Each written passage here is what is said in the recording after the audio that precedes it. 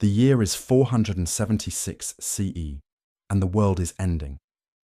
Not in fire or flood, but in the slow, inevitable collapse of the greatest empire humanity has ever known. The Western Roman Empire, that colossus which had straddled the Mediterranean for centuries, finally exhales its last breath as a Germanic chieftain named Odoacer removes the final emperor from his throne. The legions that once marched in perfect formation across 3 continents fall silent. The roads that connected distant provinces to the eternal city grow empty. The administrative machinery that had governed millions simply stops turning. In the lands that would one day be called France, this collapse creates something unprecedented in human history. A void so complete, so profound, that it will take 1,000 years to fill. What emerges from this darkness will be neither Roman nor barbarian, but something entirely new. A civilization that will give birth to knights and cathedrals, to crusades and courtly love, to saints and scholars who will reshape the very foundations of human thought. This is the story of medieval France, a tale that begins in the ashes of empire and ends with the birth of the modern world.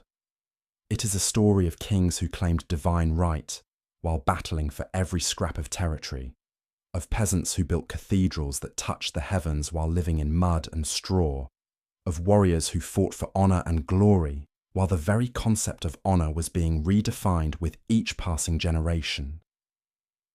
Tonight, as you drift towards sleep, let yourself be carried back across the centuries to a time when the map of Europe was rewritten by the sword, when the fate of kingdoms hung on the outcome of single battles, when the line between history and legend was so thin that it barely existed at all. We will walk with Clovis as he unites the Frankish tribes, stand with Charlemagne as he is crowned emperor by the Pope himself, and witness the rise of the Capetian dynasty that would rule France for over 3 centuries. But this is not merely a recitation of dates and battles, though both will play their part in our story. This is the tale of how a collection of warring tribes transformed themselves into a nation, how a patchwork of petty kingdoms became the most powerful realm in medieval Europe, how the very idea of France was forged in the crucible of constant warfare, political intrigue, and cultural transformation. The stage is set in what the Romans called Gaul, a land of dense forests and fertile plains, of Celtic tribes and Roman cities, of ancient traditions and imperial innovations. As the empire crumbles, this territory becomes a prize to be seized by whoever possesses the strength and cunning to claim it. The Franks, a confederation of Germanic tribes who had served both as federati allies and enemies of Rome, emerge as the dominant force in this new landscape.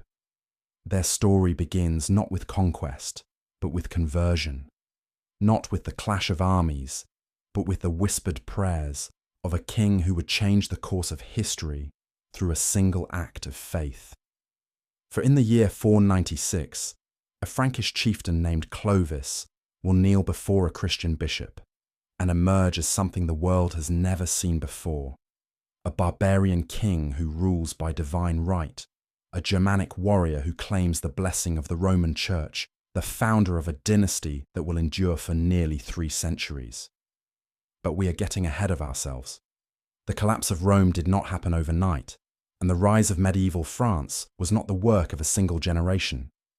It was a process that unfolded across centuries, shaped by countless individuals whose names have been forgotten, but whose actions echo through history. It was built on the bones of Roman cities and the foundations of Celtic hill forts, on the fusion of Germanic law and Christian theology, on the marriage of barbarian vitality and classical learning. The world that emerges from this fusion will be unlike anything that came before. It will be a realm where power is measured not in legions but in the loyalty of sworn vassals, where wealth flows not from taxation, but from the produce of the land, where authority derives not from citizenship, but from birth and divine favour. It will be a civilization that produces both the most beautiful art and the most devastating warfare, that creates both the Crusades and the universities, that gives birth to both the Inquisition and the Code of Chivalry. This medieval France will be a land of contradictions, where the same nobles who spend their days in brutal warfare will commission illuminated manuscripts of exquisite beauty, where the same church that preaches peace will bless the weapons of crusading knights, where the same peasants who live in grinding poverty will donate their labour to build cathedrals that rival the pyramids in their ambition and far surpass them in their artistry. The story we are about to tell spans nearly 1,000 years, from the fall of Rome to the dawn of the Renaissance. It encompasses the rise and fall of dynasties, the birth of new forms of government, the development of new technologies of war and peace, the creation of new forms of art and literature, the emergence of new ways of understanding the relationship between God and humanity, between ruler and subject, between individual and community. We will witness the transformation of a collection of barbarian tribes into the most sophisticated civilization of the medieval world. We will see how the Franks, who began as raiders and mercenaries on the fringes of the Roman Empire, became the inheritors of Roman authority and the defenders of Christian civilization. We will follow the evolution of their kingdom from a simple warrior society into a complex feudal state, from a collection of personal loyalties into something approaching a modern nation. Along the way, we will encounter some of the most fascinating figures in all of history. There is Clovis, the first Christian king of the Franks, who united the tribes through a combination of military genius and religious conviction. There is Charlemagne, the great emperor who revived the Roman Empire in the West and sparked the first great renaissance of medieval learning. There is Hugh Capet, the duke who founded the dynasty that would rule France for over 3 centuries and laid the foundations for the modern French state. We will meet Philip Augustus, the king who transformed France from a collection of feudal territories into a centralized monarchy and won the greatest victory in medieval French history at the Battle of Bouvines. We will witness the extraordinary career of Louis IX, the saint king who embodied the highest ideals of medieval kingship while leading 2 disastrous crusades. We will see the dramatic confrontation between Philip the Fair and Pope Boniface VIII that ended the medieval balance between church and state, and we will follow the long agony of the 100 Years' War, that great conflict that began as a feudal dispute and ended as a struggle between 2 emerging nations. We will see how the English victories at Crécy and Poitiers brought France to the brink of collapse, how the madness of Charles VI plunged the kingdom into civil war, how the intervention of Joan of Arc turned the tide of battle and gave birth to French national consciousness. But beyond the great figures and the decisive battles, we will also explore the daily life of medieval France. We will visit the villages where peasants worked the fields, according to rhythms that had changed little since the fall of Rome. We will enter the workshops where craftsmen created the goods that made medieval commerce possible. We will climb the walls of the castles where nobles lived, lives of luxury built on the labour of their subjects. We will walk the streets of Paris as it grows from a small island settlement to the largest city in Europe. We will enter the great cathedral of Notre Dame as it rises stone by stone over the course of 2 centuries. We will attend the University of Paris as it becomes the intellectual centre of the medieval world. We will witness the birth of Gothic architecture, the development of scholastic philosophy, the creation of vernacular literature. This is a story of transformation on every level: political, social, economic, cultural, and spiritual. It is the story of how medieval France became the laboratory where the modern world was forged, where new forms of government were tested, where new relationships between rulers and subjects were established, where new ways of understanding the human condition were developed. The journey we are about to undertake will carry us through dark forests and bright clearings, through periods of chaos and moments of unprecedented achievement. We will see civilizations rise and fall, witness the birth of new institutions and the death of ancient traditions, observe the eternal human struggle between order and freedom, between tradition and innovation, between the desire for security and the urge for conquest. As we begin this long journey through the medieval centuries, remember that we are not merely observers, but participants in a story that continues to shape our world today.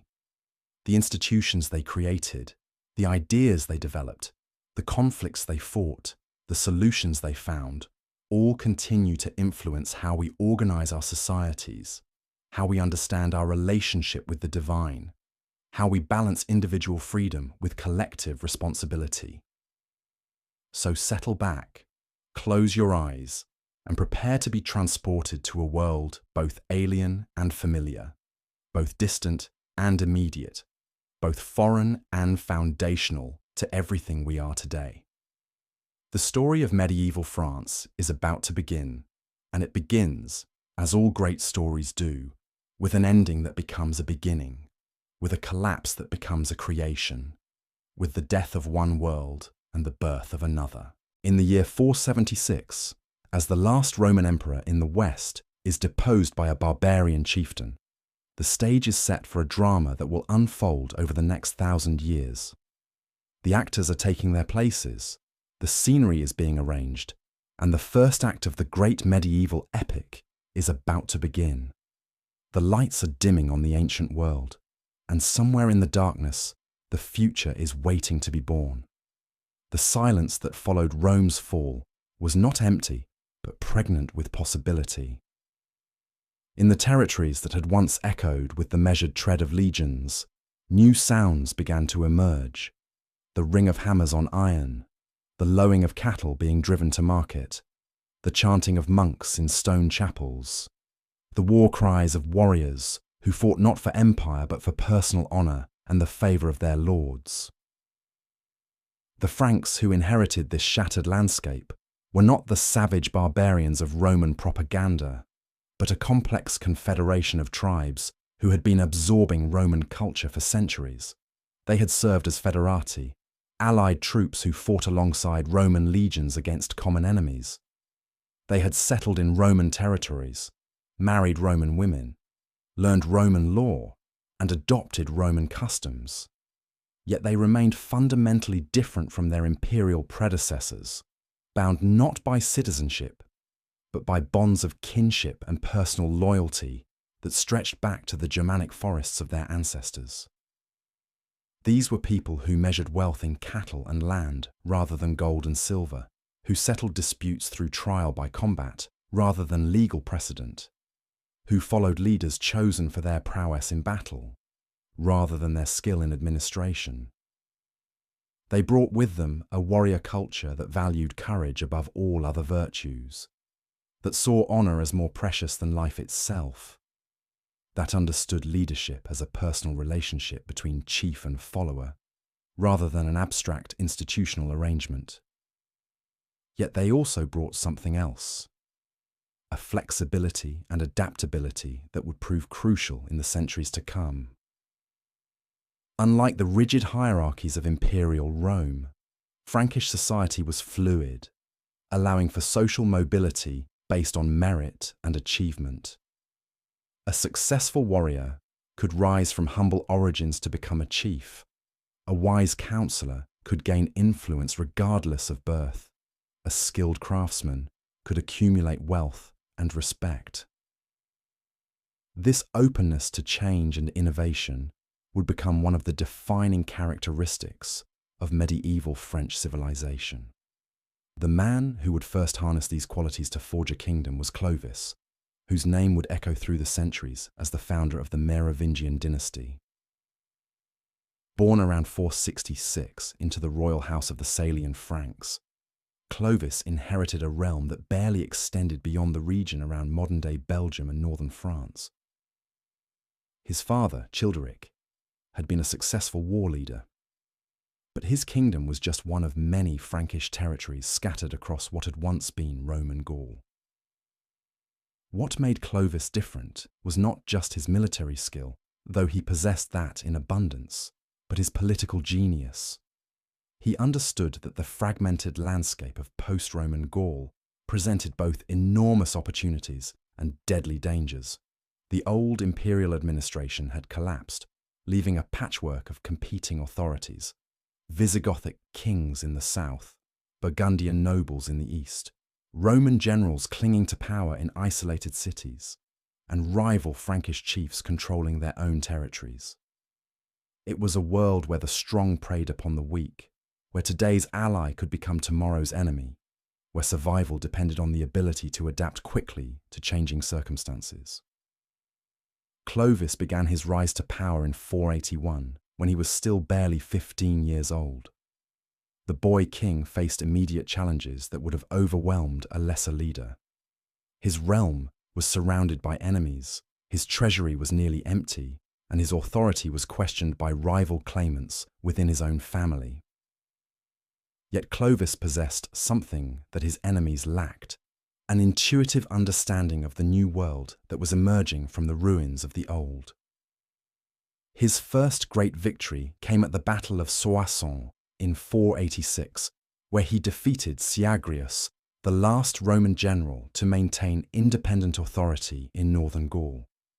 This victory was significant not just for its military consequences, but for what it symbolized: the final end of Roman power in the region and the emergence of the Franks as the dominant force in the territories that would become France.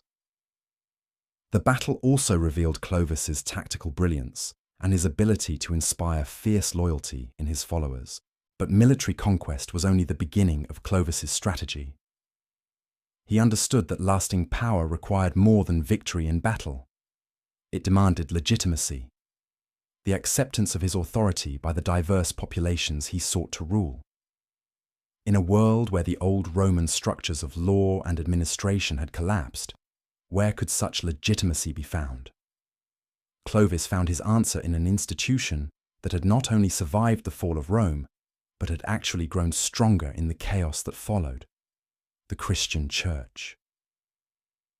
The conversion of Clovis to Christianity around 496 was one of the most consequential events in medieval history.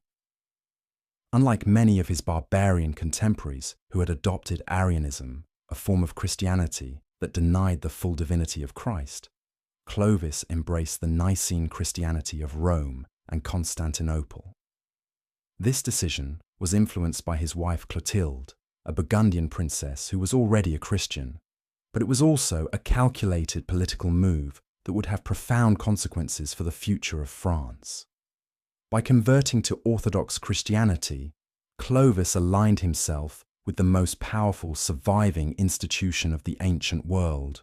The Church provided him with a ready-made administrative structure, a literate class of administrators, and most importantly, a source of legitimacy that transcended tribal loyalties. When Bishop Remigius of Rheims baptized Clovis in the cathedral of that city, he was not just welcoming a new convert to the faith, he was crowning the first Christian king of the Franks, creating a precedent that would shape French kingship for the next 13 centuries. The immediate practical benefits of conversion were enormous. The Gallo-Roman population, which had remained largely Christian under barbarian rule, now had a king who shared their faith. The bishops, who had become the de facto leaders of many cities after the collapse of imperial administration, found in Clovis a protector and patron. The monasteries, which were rapidly becoming centers of learning and economic activity, gained a royal defender of their interests. But the conversion had deeper implications that would only become clear over time. By embracing Christianity, Clovis was also embracing the intellectual and cultural heritage of the ancient world. The Church was the custodian of classical learning, the keeper of books and manuscripts, the maintainer of schools and libraries. Through his alliance with the Church, Clovis was connecting his barbarian kingdom to the great traditions of philosophy, law, and literature that had made Rome great. The fusion of Germanic warrior culture with Christian spirituality would become one of the defining characteristics of medieval civilization. The warrior's code of honor was transformed by Christian teachings about justice and mercy. The Germanic concept of personal loyalty was elevated by Christian notions of divine service. The tribal assembly became sanctified by Christian ritual and ceremony. Out of this fusion emerged new forms of kingship, new concepts of law, new understanding of the relationship between ruler and subject. Clovis's successors, known to history as the Merovingian dynasty, would rule the Frankish kingdom for nearly 3 centuries. Their reign was marked by both spectacular achievements and tragic failures, by moments of brilliant success and periods of devastating civil war. They created the first stable government in post-Roman Europe, established trade networks that connected the North Sea to the Mediterranean, and laid the foundations for the cultural renaissance that would follow. The Merovingian court was a fascinating blend of barbarian tradition and Roman sophistication. Kings wore their hair long as a symbol of their royal status, surrounded themselves with armed retainers bound by personal oaths of loyalty, and settled disputes through trial by combat or ordeal. Yet they also issued laws modelled on Roman legal codes, maintained diplomatic relations with Constantinople and other distant courts, and patronised scholarship and the arts. The royal villa at Compiègne, where Merovingian kings often held court, exemplified this cultural fusion. Built in the Roman style with elaborate mosaics and heated baths, it was also equipped with a great hall where the king could feast with his warriors, a treasury where tribute and plunder were stored, and quarters for the royal household that included not just family members, but also advisors, servants, and craftsmen from across the known world. The Merovingian economy was based primarily on agriculture, but it was far more sophisticated than is often imagined. The kings controlled vast estates worked by both free peasants and slaves, operated mines that produced silver and iron, and maintained workshops that created goods for both domestic use and international trade. Frankish merchants travelled as far as Constantinople and beyond, bringing back silk, spices, and other luxury goods that demonstrated the kingdom's growing prosperity. Yet the Merovingian system contained the seeds of its own destruction. The Frankish custom of partible inheritance, which divided the kingdom among all the sons of a deceased king, led to constant fragmentation and civil war. Brothers fought brothers for control of territories, noble families switched sides according to their immediate interests, and the kingdom oscillated between unity and division with exhausting regularity. The most successful Merovingian rulers were those who managed to reunite the divided territories through conquest or negotiation. Dagobert I, who ruled from 629 to 639, was perhaps the last truly effective Merovingian king. He managed to unite most of the Frankish territories under his authority, defeated the Saxons in a series of campaigns, and presided over a period of relative peace and prosperity. His court at Paris became a centre of learning and culture, attracting scholars and artists from across Europe. But Dagobert's death marked the beginning of the end for effective Merovingian rule. His successors were increasingly dominated by powerful nobles who had accumulated vast estates and private armies. The most important of these nobles were the mayors of the palace, officials who had originally served as royal stewards, but who gradually usurped real power while leaving the kings as ceremonial figureheads. The transformation of the mayors of the palace from servants to masters was a gradual process that reflected broader changes in Frankish society. As the kingdom grew larger and more complex, the kings became increasingly dependent on a class of professional administrators and military commanders. These men, drawn from the great noble families, accumulated offices, estates, and followers until they rivaled the kings themselves in power and influence. The most successful of these noble families was the Pippinids, later known as the Carolingians, who held the mayoralty of the palace in the eastern Frankish territory of Austrasia. Through a combination of military success, political cunning, and careful alliance building, they gradually extended their influence throughout the Frankish kingdom. By the early 8th century, they had become the real rulers of the Franks, while the Merovingian kings remained as sacred but powerless symbols of royal authority. The man who would complete this transformation was Charles, known to history as Charles Martel, the Hammer. Born around 688, Charles was the illegitimate son of Pepin II, the Paipanid mayor of the palace. Despite his irregular birth, Charles possessed the qualities that medieval society valued most: exceptional military skill, political intelligence, and the ability to inspire fierce loyalty in his followers. When civil war erupted after his father's death, Charles emerged victorious and assumed control of the mayoralty. Charles Martel's greatest achievement was his victory over the Muslim forces at the Battle of Tours in 732, a triumph that earned him lasting fame as the savior of Christian Europe. The Muslim armies, which had conquered most of the Iberian Peninsula, had crossed the Pyrenees and were advancing deep into Frankish territory. The battle that ensued was one of the most decisive in European history, determining whether Europe would remain Christian or become part of the expanding Islamic world. The victory at Tours was not just a military triumph, but a political masterstroke that established Charles Martel as the undisputed leader of the Franks. He had saved Christian civilization from the Muslim threat, demonstrated his military superiority over all rivals, and won the gratitude of the Church and the Christian population. From this point forward, the Carolingian family would be seen as the true defenders of the faith and the rightful leaders of the Frankish people. Charles Martel's son, Pepin the Short, would take the final step in the Carolingian rise to power. In 751, with the support of Pope Zacharias, Pepin deposed the last Merovingian king and had himself crowned as the first Carolingian king of the Franks. This momentous event marked not just a change of dynasty, but a transformation in the very nature of kingship. The Carolingians would rule not just by right of conquest, but by divine sanction, blessed by the Church and responsible to God for the welfare of their subjects.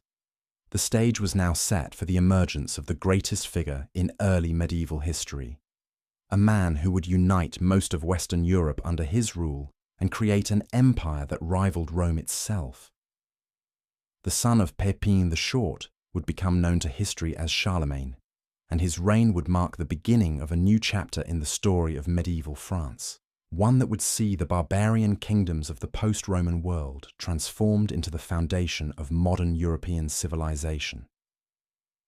The crown that rested on Pepin the Short's head was more than mere gold and jewels. It was the symbol of a revolution that would reshape the very foundations of European power. When the Pope's sacred oil touched his brow in 751, it created something unprecedented: a barbarian king who ruled by divine right, a Germanic warrior who claimed the blessing of Rome's successor, the founder of a dynasty that would dominate Europe for centuries to come. Yet even as Pepin consolidated his newfound royal authority, forces were already in motion that would elevate his house to heights that dwarfed even his own considerable achievements. In the royal palace at Aachen, a child was growing to manhood who would become the most powerful ruler since Augustus Caesar, a figure so towering that his very name would become synonymous with imperial greatness. Charles, the eldest son of Pepin the Short, would grow up to become Charlemagne, and his reign would mark the true beginning of medieval Europe's golden age. The world that awaited this future emperor was one of extraordinary complexity and opportunity. The collapse of the Western Roman Empire had created a power vacuum that extended far beyond the borders of the Frankish kingdom. In Italy, the Lombards had established their own kingdom, but faced constant pressure from the Byzantine Empire and the growing temporal power of the Pope. In Spain, the Umayyad Caliphate ruled a brilliant but isolated Islamic civilization that had little contact with the Christian kingdoms to the north. In Britain, Anglo-Saxon kingdoms fought endless wars among themselves, while facing increasing pressure from Viking raiders. Beyond these immediate neighbours lay vast territories inhabited by pagan peoples who had never known Roman rule. The Saxons controlled much of what is now northern Germany, maintaining their ancient tribal customs and worshipping the old Germanic gods. The Avars dominated the Danube basin, ruling a nomadic empire that extracted tribute from settled peoples across Eastern Europe. The Slavs were expanding into the Balkans, creating new kingdoms and principalities that would challenge Byzantine authority for centuries to come. It was into this fragmented, yet dynamic world that Charlemagne was born around 748. His childhood was spent in the court of his father, where he learned the skills that would make him the greatest ruler of his age. He mastered the arts of war and diplomacy, studied the classics of Latin literature, and absorbed the Christian faith that would guide his actions throughout his life. More importantly, he learned to understand the delicate balance of forces that held the Frankish kingdom together. The need to reward loyal followers while controlling ambitious nobles. The importance of maintaining good relations with the church while asserting royal authority. The challenge of governing diverse populations with different laws and customs. When Pepin the Short died in 768, his kingdom was divided between his two sons, according to Frankish custom. Charles received the northern and western territories, while his younger brother Carloman inherited the southern and eastern regions. This division might have led to the kind of civil war that had plagued the Merovingian dynasty, but fate intervened in the form of Carloman's sudden death in 771. Charles moved quickly to claim his brother's inheritance, and for the first time in generations, the entire Frankish kingdom was united under a single ruler. The reunification of the Frankish kingdom under Charlemagne's sole authority marked the beginning of an era of expansion that would transform the map of Europe. Unlike his predecessors, who had been primarily concerned with defending their territories against external threats, Charlemagne possessed both the vision and the resources to pursue a systematic program of conquest and conversion. His armies would march to the four corners of the known world, carrying the banners of Christianity and Frankish power to peoples who had never submitted to any foreign authority. The first target of Charlemagne's expansion was the Lombard kingdom in northern Italy. The Lombards had been a thorn in the side of the papacy for generations, controlling territories that the Pope claimed as part of the patrimony of St. Peter. When King Desiderius of the Lombards threatened Rome itself, Pope Hadrian I appealed to Charlemagne for protection. The Frankish king's response was swift and decisive. In 773, he led a massive army across the Alps and besieged the Lombard capital of Pavia. The siege of Pavia lasted for 10 months, during which Charlemagne demonstrated both his military skill and his political acumen. Rather than simply destroying the Lombard kingdom, he sought to integrate it into his expanding empire. He married Desiderius's daughter, negotiated with Lombard nobles who were willing to submit to his authority, and carefully preserved the administrative structures that had made the Lombard kingdom function. When Pavia finally fell in 774, Charlemagne didn't just conquer the Lombards, he became their king, adding the Iron Crown of Lombardy to his growing collection of royal titles. The conquest of the Lombard kingdom was significant not just for its immediate military consequences, but for what it revealed about Charlemagne's imperial vision. Unlike the barbarian kings who had preceded him, Charlemagne understood that lasting power required more than military victory. He needed to create institutions that could govern diverse populations, laws that could maintain order across vast territories, and a culture that could unite peoples of different backgrounds under a common identity. The administrative system that Charlemagne developed to govern his expanding empire was a masterpiece of medieval statecraft. He divided his territories into counties, each governed by a count who served as both military commander and chief administrator. These counts were drawn from the ranks of the Frankish nobility, but they were also closely supervised by royal officials called missi dominici, who travelled throughout the empire to ensure that royal commands were being obeyed and that justice was being administered fairly. The legal system that emerged under Charlemagne's rule was equally innovative.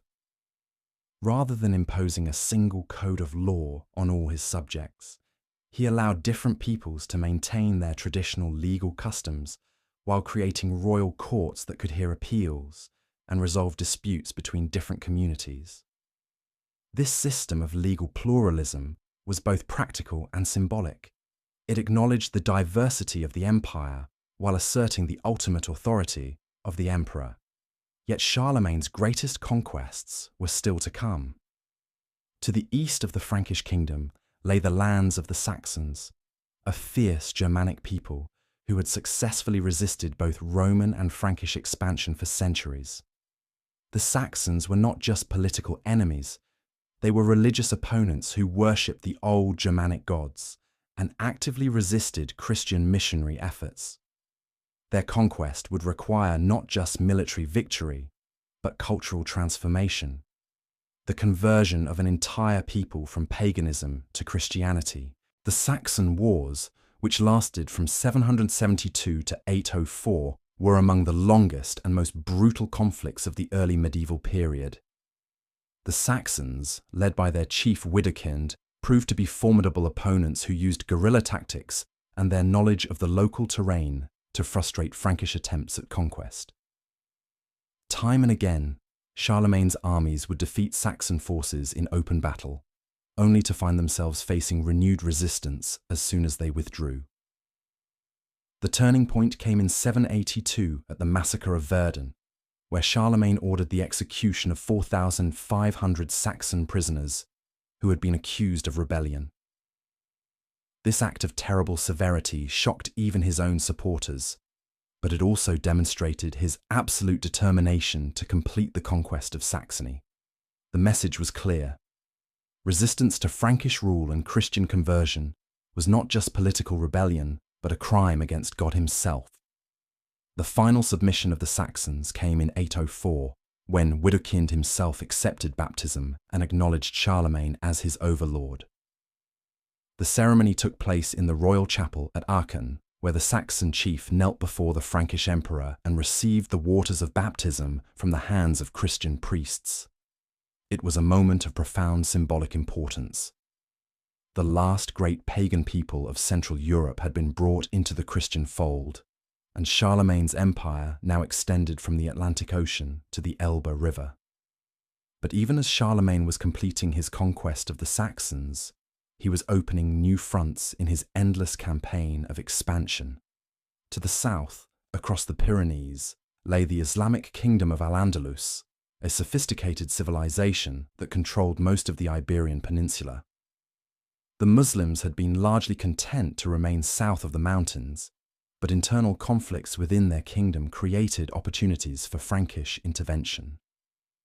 The Spanish March, as historians would later call Charlemagne's campaigns in Spain, began in 778 with a massive expedition that aimed to establish Frankish control over the territories south of the Pyrenees.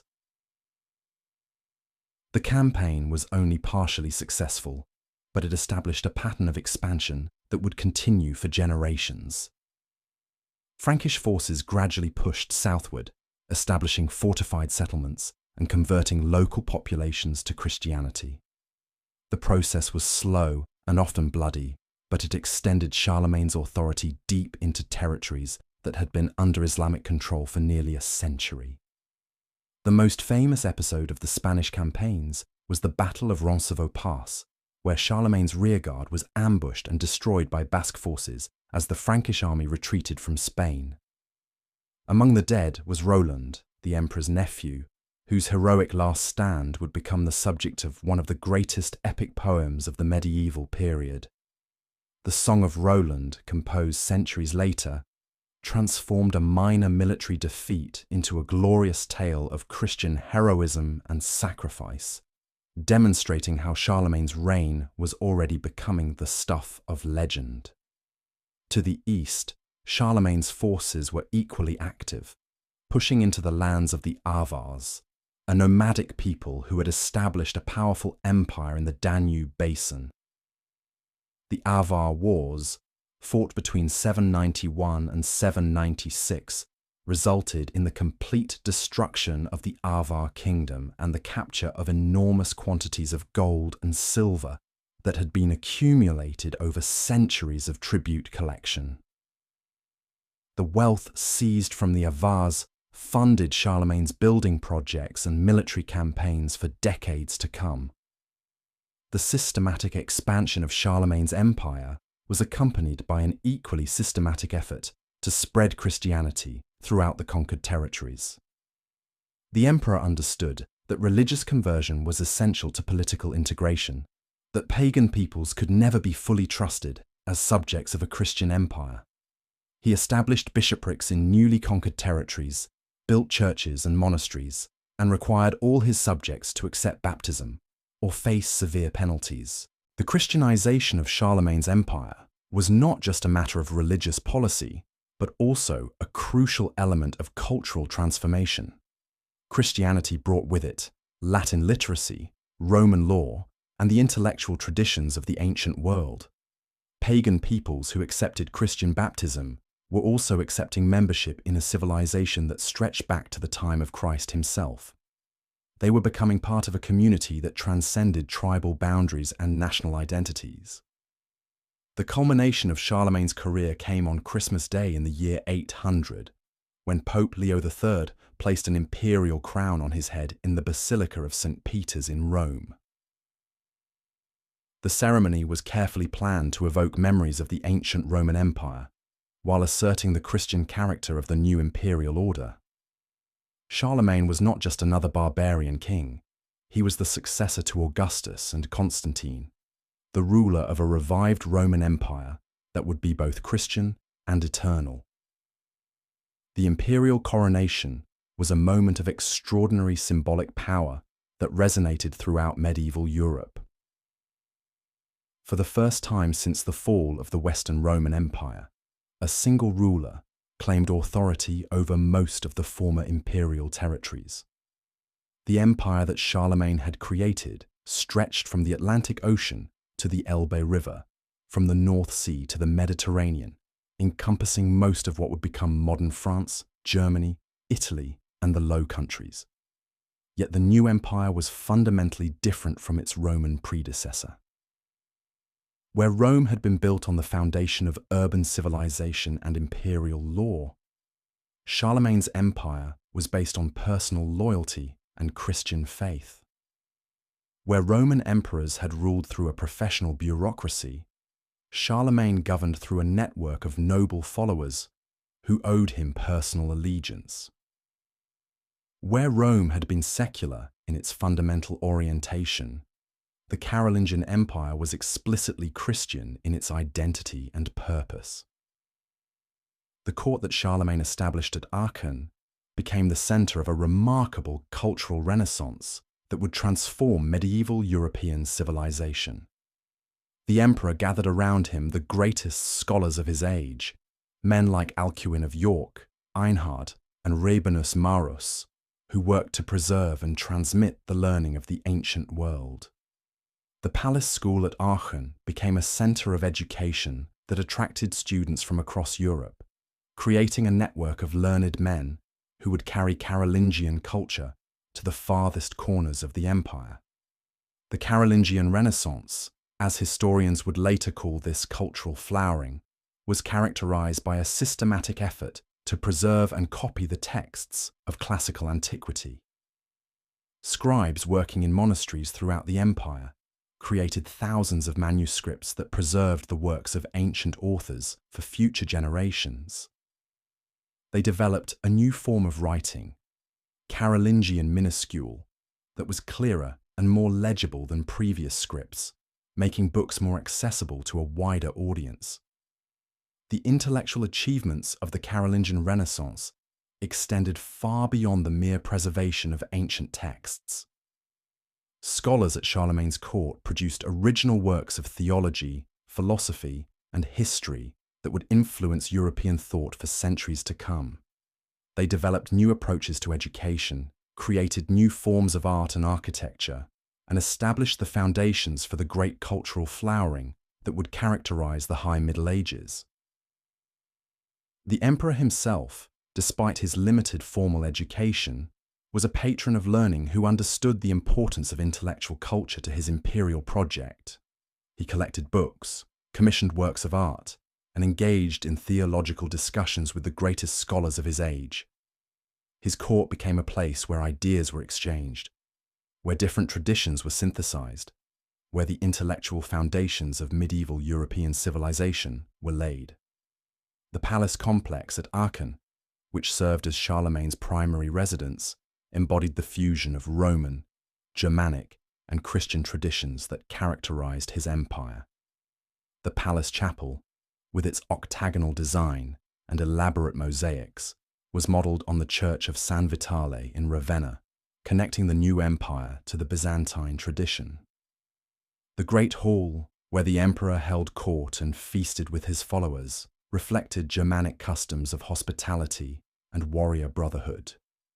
The library and scriptorium represented the Christian commitment to preserving and transmitting knowledge. The daily life of Charlemagne's court was a carefully orchestrated blend of ceremony and informality that reflected the emperor's understanding of the requirements of effective leadership. He held formal audiences where he received ambassadors and heard petitions, but he also maintained the Germanic tradition of consulting with his warriors and sharing meals with his followers.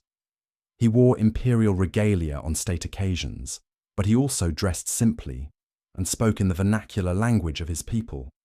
The administrative challenges of governing such a vast empire were enormous, requiring innovations in law, finance, and military organization that would influence European development for centuries. Charlemagne's legal reforms, codified in the capitularies, established principles of justice that balanced Roman law with Germanic custom. His monetary reforms created a stable currency that facilitated trade throughout the empire. His military reforms established the foundations for the feudal system that would dominate medieval Europe. Yet even as Charlemagne was creating the institutional foundations for his empire, he was also establishing the conditions for its eventual fragmentation. The Frankish tradition of dividing inheritance among all male heirs meant that the empire would be partitioned after his death, creating opportunities for civil war and territorial fragmentation. The personal nature of Carolingian authority meant that the empire's survival depended on the continued strength and ability of its rulers. The emperor's later years were marked by increasing concern about the future of his creation. He had outlived most of his sons, and his sole surviving heir, Louis the Pious, lacked the military skill and political acumen that had made his father's reign so successful.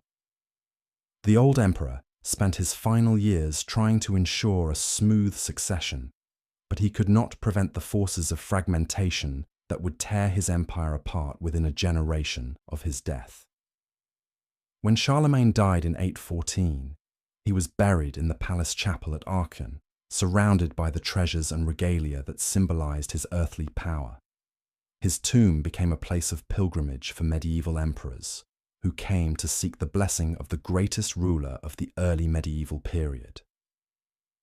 The empire he had created would not survive intact, but the memory of his achievements would inspire European rulers for centuries to come. The immediate aftermath of Charlemagne's death seemed to confirm the durability of his imperial creation. His son, Louis the Pious, assumed the imperial throne without opposition, and initially appeared capable of maintaining his father's legacy. The empire remained united, the administrative system continued to function, and the cultural renaissance showed no signs of decline.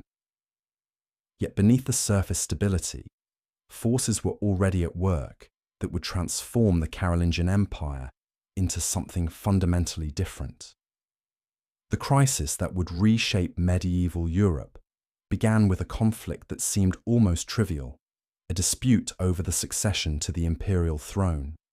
When Louis the Pious died in 840, His 3 surviving sons each claimed a portion of the empire according to Frankish custom. What followed was a civil war that lasted for 3 years and ended with the Treaty of Verdun in 843, which divided the empire into 3 separate kingdoms. The Treaty of Verdun was one of the most important documents in European history, creating the political framework that would shape the continent for centuries to come. The western portion of the empire, Francia Occidentalis, went to Charles the Bald and would eventually become the Kingdom of France. The eastern portion, Francia Orientalis, was assigned to Louis the German and would develop into the Holy Roman Empire. The middle kingdom, Francia Media, was given to Lothair and would gradually fragment into the various principalities of Italy, Burgundy, and Lotharingia. The division of Charlemagne's empire marked the end of the dream of a unified Christian Europe under a single ruler, but it also marked the beginning of a new phase in medieval development. The 3 kingdoms that emerged from the Treaty of Verdun would each develop their own distinct character, their own institutions, and their own cultural traditions. The Western Kingdom, in particular, would evolve into something that Charlemagne himself could never have imagined: a truly French kingdom that would dominate medieval Europe for centuries to come. The fragmentation of Charlemagne's empire was not merely a political catastrophe, but a fundamental transformation of European civilization itself. Where once a single will had commanded from the Atlantic to the Elbe, now 3 separate kingdoms emerged, each destined to follow its own path through the labyrinth of medieval history. The Western Kingdom, Francia Occidentalis, would become the crucible in which the French nation was forged, but this transformation would take centuries to complete and would be accomplished through blood, betrayal, and the slow accumulation of royal power. Charles the Bald, who inherited the western portion of his grandfather's empire, faced challenges that would have overwhelmed a lesser ruler. His kingdom was a patchwork of competing authorities, where great nobles ruled their territories like independent princes, where Viking raiders struck at will along the coasts and rivers, where the very concept of central authority had been weakened by decades of civil war. The royal domain itself was pitifully small, consisting of little more than the area around Paris and a few scattered possessions elsewhere. Beyond these narrow boundaries, the king's authority was more theoretical than real. Yet Charles the Bald possessed something that his enemies lacked: legitimacy. He was the anointed king, blessed by the church and recognized by the great nobles as their overlord, even if they chose to ignore his commands. This legitimacy would prove to be a powerful weapon in the hands of his successors, who would use it to gradually expand royal authority over the course of centuries.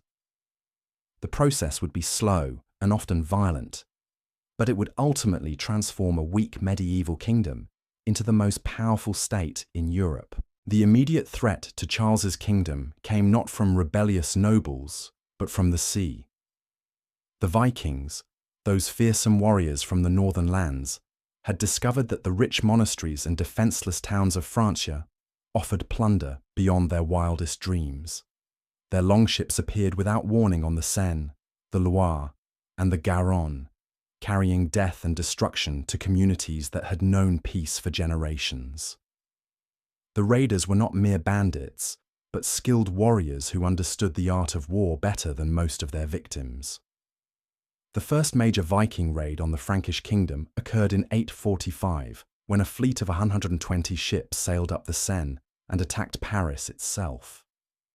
The city's defences were woefully inadequate, and the Vikings captured it with ease, plundering the monasteries and churches before withdrawing with an enormous ransom.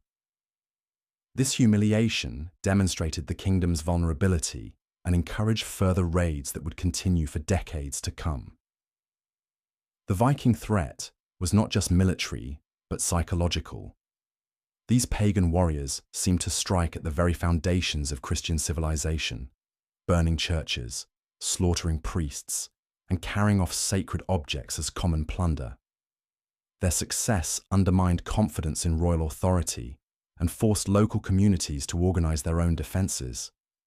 The result was a further fragmentation of power, as nobles built castles and raised private armies to protect their lands when the king could not. Yet the Vikings were not the only threat facing the Western Kingdom. To the east, the descendants of Charlemagne's other sons were constantly probing for weaknesses, seeking to expand their own territories at their cousins' expense. To the south, the Muslims of Spain launched periodic raids across the Pyrenees, while to the north, the emerging kingdoms of England and Denmark pursued their own ambitions. The Western Kingdom was surrounded by enemies, and its survival was far from certain. The response to these multiple threats revealed both the weaknesses and the strengths of the post-Carolingian system. The weaknesses were obvious. The kingdom lacked the resources and organization necessary to defend its vast frontiers against multiple enemies. The royal army was small and poorly equipped. The treasury was nearly empty, and the administrative system was breaking down under the pressure of constant warfare. Many observers predicted that the kingdom would fragment into a collection of independent principalities, following the pattern that had already begun in the Eastern territories. But the kingdom also possessed hidden strengths that would become apparent only over time. The church remained a unifying force that transcended local loyalties and provided a common identity for all Christians. The legal system, based on Carolingian precedents, continued to function even when royal authority was weak. Most importantly, the idea of kingship itself retained its power to inspire loyalty and legitimacy, even when individual kings were unable to enforce their will. The transformation of the Western Kingdom from a weak successor state to a powerful monarchy began with the gradual accumulation of royal power under a series of capable rulers. The process was neither linear nor inevitable, but it was persistent. Each generation of kings managed to expand royal authority a little further, to bring a few more nobles under direct royal control, to establish new sources of revenue and military strength. The kingdom that emerged from this long process would be fundamentally different from Charlemagne's empire, but it would also be more durable and more distinctly French. The key to this transformation was the development of new forms of political organization that were better suited to the realities of medieval society. The Carolingian system had been based on the assumption that a single ruler could effectively govern vast territories through personal charisma and administrative efficiency. When that assumption proved false, it became necessary to create new institutions that could function even when the king was weak or absent. The feudal system that emerged from the ruins of the Carolingian Empire was not a deliberate creation, but an organic response to the need for local security and governance. Great nobles, faced with the collapse of central authority, began to offer protection and land to lesser men in exchange for military service and personal loyalty. These relationships, formalized through ceremonies of homage and fealty, created a hierarchy of mutual obligations that extended from the king at the top to the humblest knight at the bottom. The feudal system has often been criticized as chaotic and inefficient, but it possessed certain advantages that made it well suited to the conditions of early medieval Europe. It was flexible enough to adapt to local conditions, strong enough to provide effective military defense, and personal enough to inspire genuine loyalty. Most importantly, it preserved the principle of hierarchy and authority, even when central government was weak, creating a framework within which royal power could eventually be rebuilt. The process of feudalization was gradual and varied considerably from region to region. In some areas, powerful nobles established virtual independence from royal authority, ruling their territories like sovereign princes. In others, the king managed to maintain more direct control, using a combination of military force, political manipulation, and religious sanction to keep the nobles in line. The result was a complex patchwork of competing authorities that would characterize medieval France for centuries to come. The Vikings, who had initially appeared as destroyers of civilization, gradually became part of the feudal system themselves. Some raiders settled permanently in the territories they had conquered, adopting Christianity and French customs while maintaining their military traditions. The most successful of these settlements was established by a Norse chieftain named Rollo, who in 911 received a grant of land from Charles the Simple in exchange for defending the Seine Valley against other Viking raiders. This territory, known as Normandy, would become one of the most powerful duchies in medieval France, and would eventually produce the conquerors of England. The integration of the Vikings into Frankish society was a remarkable example of medieval Europe's capacity for cultural adaptation. Within a few generations, the descendants of pagan raiders had become Christian knights, French speakers, and loyal vassals of the crown. They brought with them new military techniques, new forms of organization, and new perspectives on governance that enriched the developing French civilization. The process was not without conflict, but it demonstrated the ability of medieval society to transform enemies into allies through the power of shared institutions and common interests. The religious dimension of this transformation was crucial to its success. The Church provided not just spiritual guidance, but also practical assistance in the process of integration. Bishops and abbots served as mediators between different communities. Missionaries spread Christian teachings among pagan settlers, and monasteries provided education and administrative services that helped to create a common culture. The alliance between church and state that had been established under Charlemagne continued to function even when royal authority was weak, providing stability and continuity in an age of chaos. The monastic movement, in particular, played a vital role in preserving and transmitting the cultural achievements of the Carolingian Renaissance. Monasteries served as centers of learning where ancient texts were copied and preserved, where new works of theology and philosophy were composed, where the skills of reading and writing were maintained during the darkest periods of the early Middle Ages. The great monastic center at Cluny, founded in 910, became the headquarters of a reform movement that spread throughout Europe and helped to revitalize the spiritual and intellectual life of the Church. The economic foundation of the emerging feudal system was agriculture, but it was agriculture organized along new lines that reflected the changed political circumstances. The great estates of the Carolingian period were gradually replaced by smaller holdings that could be more easily defended and administered. The manor, a self-contained agricultural unit that included the lord's residence, the peasant village, and the surrounding fields, became the basic unit of economic organization. This system provided security for the peasants and income for the nobles, while also creating the agricultural surplus that supported the warriors and priests who defended and governed medieval society. The peasants who worked these manors were not slaves in the classical sense, but they were not free either. They were bound to the land by various forms of legal obligation that limited their mobility and required them to provide labor services to their lords. This system of serfdom, as it came to be known, was often harsh and oppressive, but it also provided a measure of security and stability that was precious in an age of constant warfare and uncertainty. The peasants received protection from their lords, access to land for their own subsistence, and a place in the social hierarchy that, while humble, was nevertheless recognized and respected. The towns and cities that had flourished under Charlemagne's rule initially suffered greatly from the collapse of central authority and the disruption of trade networks. Many urban centers were abandoned or reduced to mere villages, their populations fleeing to the countryside in search of security. Yet some cities managed to survive and even prosper by adapting to the new conditions.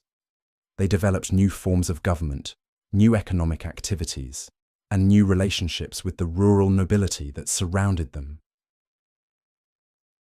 The revival of urban life was closely connected to the gradual restoration of trade and commerce. As political conditions stabilized and new trade routes were established, merchants began to venture forth once again, carrying goods between distant regions and creating the economic networks that would support the growth of medieval civilization. The fairs of Champagne, which began to develop in the 10th century, became the most important commercial centers in Northern Europe, attracting merchants from as far away as Italy and Flanders. The cultural achievements of this period were less spectacular than those of the Carolingian Renaissance, but they were no less important for the long-term development of European civilization. The vernacular languages began to develop distinct literary traditions, with the first chansons de geste appearing in the late 10th century. These epic poems, which celebrated the deeds of Charlemagne and his knights, helped to create a common cultural identity that transcended regional differences. They also established the literary conventions that would influence European poetry for centuries to come. The artistic achievements of the period were equally significant, though they took different forms than those of the Carolingian age. The great stone churches that began to appear in the 10th century represented a new architectural style that combined Carolingian traditions with influences from Byzantium and the Islamic world. These buildings, with their massive walls and small windows, were designed to be both fortresses and houses of worship, reflecting the military character of the age, while also expressing the spiritual aspirations of their builders. The intellectual life of the period was dominated by the schools that developed in connection with cathedrals and monasteries. These institutions trained the clergy who would serve as administrators, diplomats, and advisors to the great nobles. They also preserved and transmitted the learning of the ancient world, ensuring that the intellectual achievements of classical antiquity would not be lost during the centuries of political fragmentation. The curriculum of these schools was based on the 7 liberal arts, which provided a foundation for all higher learning and helped to create a common intellectual culture throughout Europe. The political evolution of the Western Kingdom during this period was marked by the gradual emergence of a new royal dynasty that would prove more successful than the later Carolingians in rebuilding central authority. The last Carolingian king, Louis XV, died in 987 without male heirs, creating a succession crisis that would ultimately lead to the election of Hugh Capet as king. This moment marked the beginning of a new chapter in French history, one that would see the slow but steady expansion of royal power and the gradual creation of a unified French nation. Hugh Capet was not an obvious choice for the throne. He was the Duke of Francia, which gave him control over the area around Paris, but his territory was smaller than that of several other great nobles. He had no particular military reputation, no great wealth, and no obvious dynastic claims to the throne. What he did have was the support of the church and the recognition that he was unlikely to threaten the independence of the other great nobles. His election was thus a compromise that satisfied no one completely, but that everyone could accept. The early Capetian kings ruled over a kingdom that was more theoretical than real. Their authority was recognized throughout the territory that had once belonged to Charles the Bald. But their ability to enforce that authority was limited to their own domains, and those areas where they could find reliable allies. The great duchies of Normandy, Burgundy, and Aquitaine were virtually independent, their rulers acknowledging the king's supremacy in name while pursuing their own policies in practice. The kingdom was a confederation rather than a unified state, held together by personal relationships and feudal obligations rather than institutional authority. Yet the Capetian dynasty possessed certain advantages that would prove crucial to its long-term success. The principle of hereditary succession, which had been established by the later Carolingians, meant that each new king could claim the throne by right of birth rather than through election. This reduced the opportunities for succession disputes and gave the dynasty a stability that had been lacking in the later Carolingian period. The Church, which had supported Hugh Capet's election, continued to provide legitimacy and practical assistance to his successors. Most importantly, the royal domain around Paris was strategically located at the heart of the kingdom, giving the Capetians control over the most important trade routes and communication networks. The first Capetian kings were careful not to overreach their limited capabilities. They concentrated on consolidating their control over their own domains, building up their military and financial resources, and establishing alliances with other nobles who shared their interests. They avoided costly foreign adventures and focused instead on the patient work of administration and diplomacy. This cautious approach was often criticized as timid, but it laid the foundations for the spectacular expansion of royal power that would occur in later centuries. The transformation of the Capetian kingdom from a weak feudal confederation into a powerful, centralized monarchy was one of the most remarkable achievements of medieval European history. It was accomplished not through sudden conquest or dramatic innovation, but through the steady accumulation of power over many generations. Each king managed to expand royal authority a little further, to bring a few more nobles under direct royal control, to establish new sources of revenue and military strength. The cumulative effect of these modest gains was revolutionary, transforming not just the Kingdom of France, but the entire balance of power in medieval Europe. The process was neither smooth nor inevitable. There were periods of weakness and retreat, moments when it seemed that the kingdom might fragment once again into a collection of independent principalities. There were rebellions and civil wars, foreign invasions and internal betrayals. Yet the Capetian dynasty proved remarkably resilient, surviving every crisis and emerging stronger from each trial. By the end of the 12th century, the Kingdom of France had become the most powerful state in Western Europe, a position it would maintain for centuries to come. The story of how this transformation was accomplished is one of the most fascinating chapters in medieval history, involving some of the most remarkable figures of the age. Kings like Louis XVI the Fat and Louis VII laid the foundations for royal power through careful administration and strategic marriages. Philip Augustus would complete the work of centralization and establish France as the dominant power in Europe. St. Louis would embody the highest ideals of medieval kingship while leading two catastrophic crusades. Philip the Fair would challenge the authority of the Pope himself and establish the principle of royal sovereignty that would shape the modern world. But all of this lay in the future as the 10th century drew to a close. The kingdom that Hugh Capet had inherited was weak and divided, threatened by enemies on all sides and held together only by the slenderest of threads. Yet within this apparent weakness lay the seeds of future greatness, the potential for a transformation that would reshape not just France, but all of medieval Europe. The stage was set for one of the most remarkable stories in human history, the rise of medieval France from the ashes of Charlemagne's empire to become the greatest power of its age. The long night of the early Middle Ages was beginning to give way to the dawn of a new era. The foundations had been laid, the institutions had been established, and the forces that would shape the future were beginning to stir.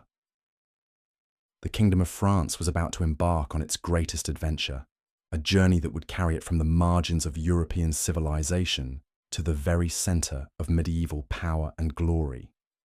The 1,000-year journey toward French greatness began not with grand gestures or dramatic proclamations, but with the quiet accumulation of power in the hands of men who understood that true strength comes from patience, persistence, and the ability to see opportunity where others see only chaos. Hugh Capet, the first Capetian king, possessed none of the obvious qualifications for greatness. He commanded no vast armies, controlled no enormous territories, and claimed no divine mandate for his rule. Yet he possessed something far more valuable: the wisdom to recognize that in a world of competing ambitions and conflicting loyalties, survival belonged to those who could adapt, compromise, and endure. The kingdom that Hugh Capet inherited in 987 was a shadow of Charlemagne's mighty empire, a collection of territories held together by little more than shared memories and fading obligations. The great duchies that nominally acknowledged royal authority pursued their own policies with casual indifference to royal commands. The Duke of Normandy ruled his domain like an independent sovereign, maintaining his own diplomatic relations and waging his own wars without reference to the king in Paris. The Duke of Burgundy controlled territories that stretched from the heart of France to the borders of the German Empire, commanding resources that dwarfed those of the royal domain. The Duke of Aquitaine governed lands that extended from the Loire to the Pyrenees, ruling over populations that spoke different languages and followed different customs. Yet Hugh Capet understood something that his more powerful contemporaries failed to grasp: that legitimacy was more valuable than strength, that the right to rule was more important than the ability to conquer. The crown that rested on his head carried with it the accumulated authority of centuries, the blessing of the church, and the recognition of his peers. These intangible assets could not be seized by force or purchased with gold, but they could be transmitted to his heirs and used to build something greater than any individual ruler could achieve alone. The early Capetian strategy was deceptively simple: consolidate control over their own domains, build alliances with neighboring nobles, and wait for opportunities to expand their influence. They avoided costly foreign adventures and concentrated instead on the patient work of administration and diplomacy. They strengthened their hold on the royal domain around Paris, improved the efficiency of their government, and cultivated their relationship with the church. Each small gain was carefully protected and used as the foundation for the next advance. The process was slow and often frustrating, but it was also remarkably effective.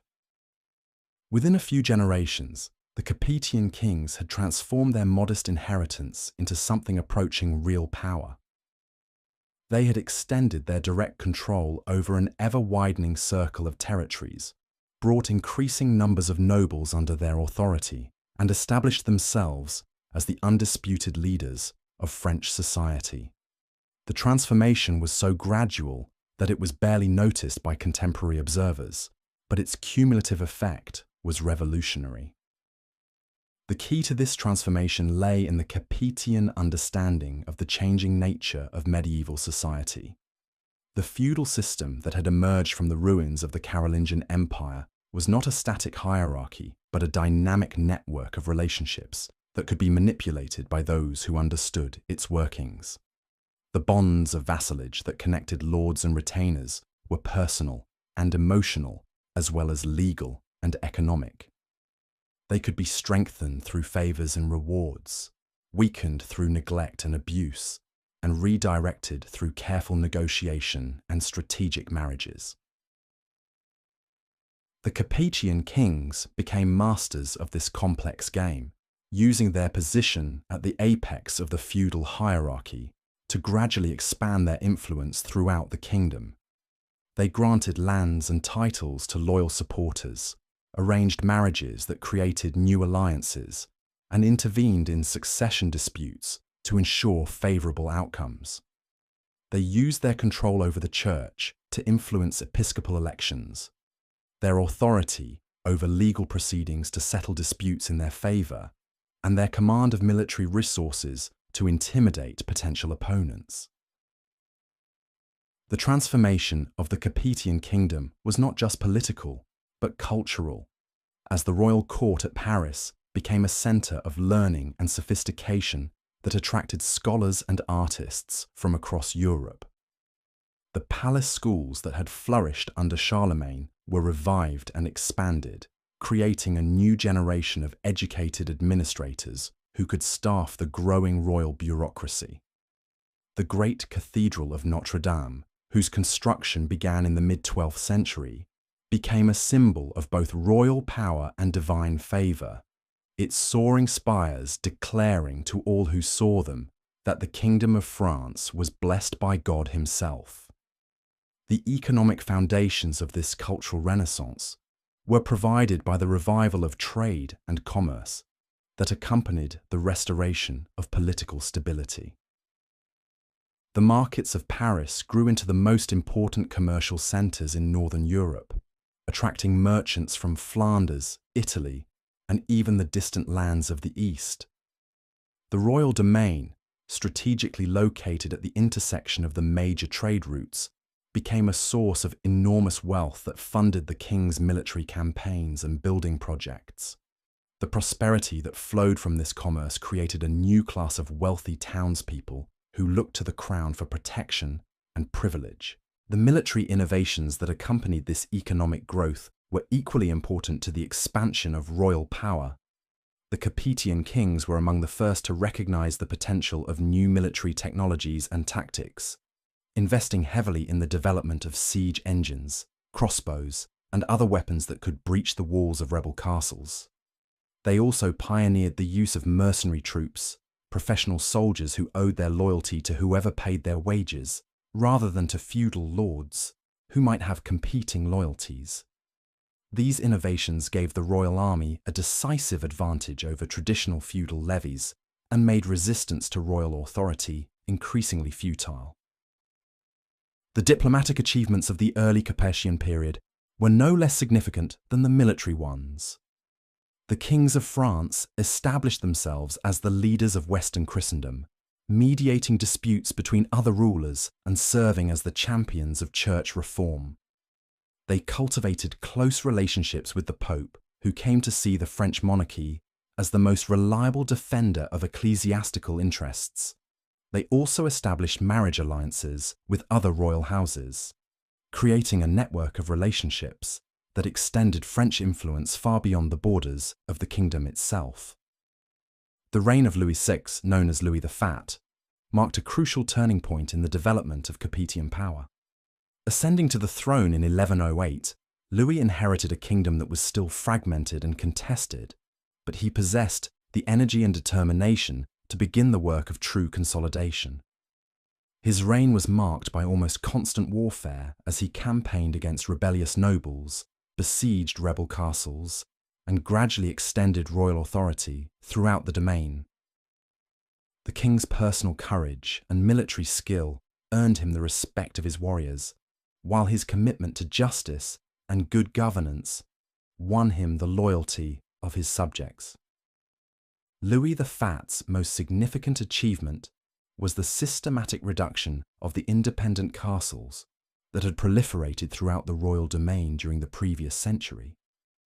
These fortifications, built by ambitious nobles who sought to carve out their own territories, had become centres of lawlessness and oppression that threatened both royal authority and public order. The king's campaigns against these castle builders were not merely military exercises, but moral crusades, efforts to restore peace and justice to territories that had been terrorized by petty tyrants. The siege warfare that characterized Louis's reign required new levels of organization and resources that transformed the nature of royal government. The king had to maintain armies in the field for months at a time, transport heavy siege engines across difficult terrain, and coordinate the activities of multiple forces operating in different regions. These challenges forced the development of new administrative systems, new methods of taxation and supply, and new forms of military organization that would serve as the foundation for all future royal campaigns. The success of Louis the Fat's military campaigns was matched by equally important achievements in the realm of governance and law.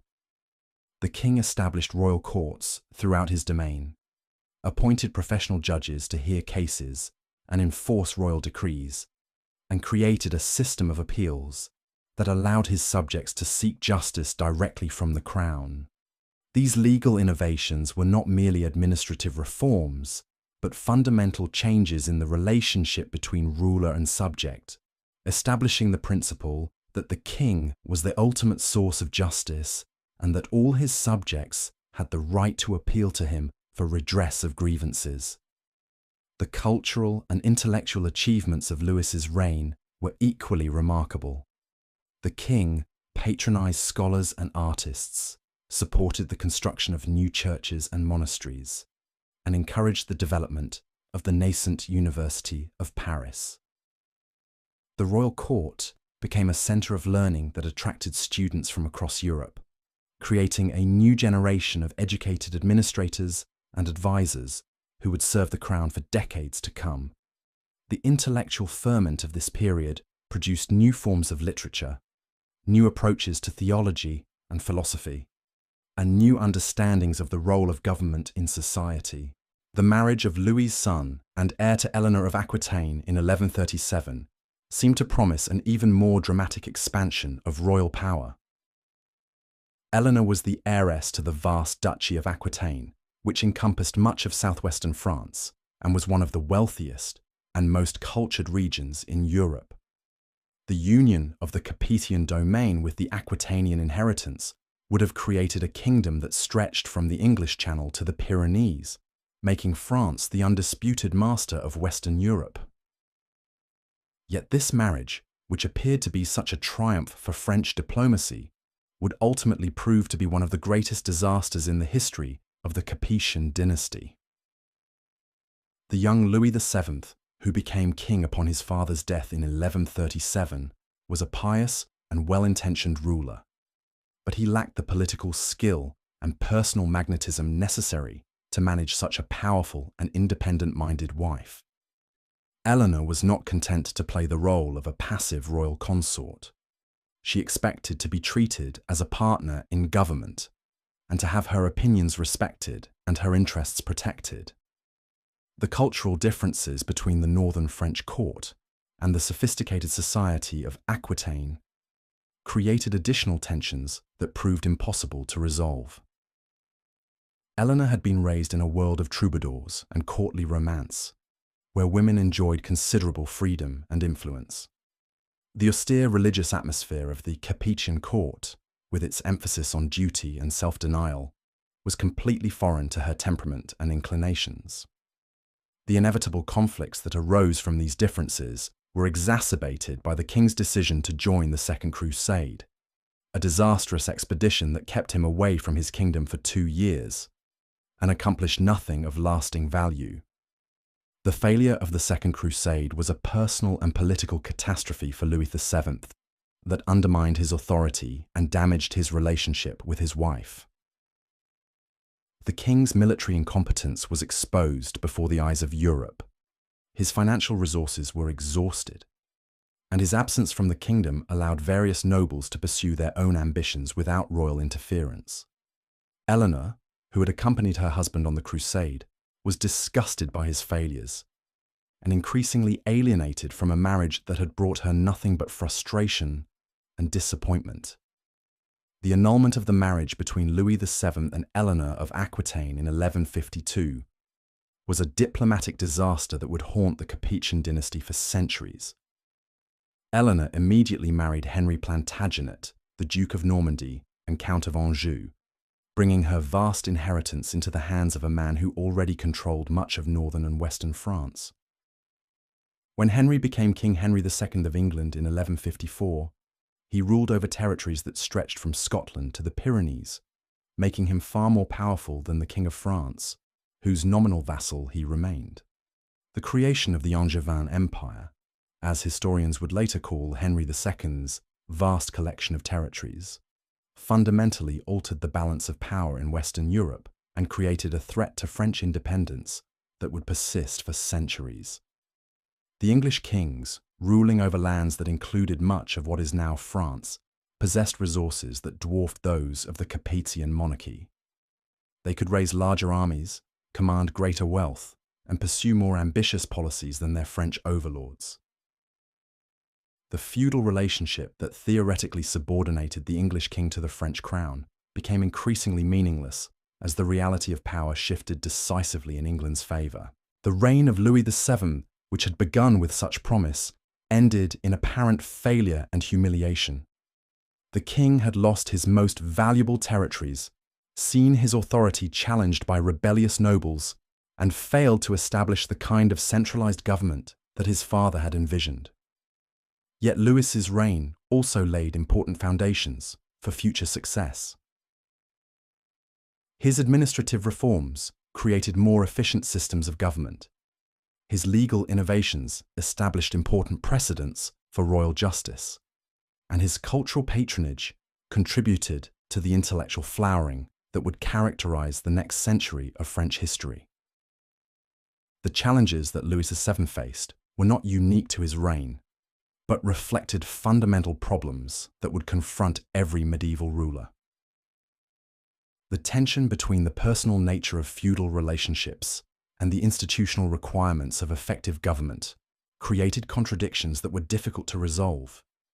The need to balance the demands of different social groups, to manage the competing interests of nobles and townspeople, and to maintain the loyalty of subjects who lived hundreds of miles from the royal court required skills and resources that few rulers possessed.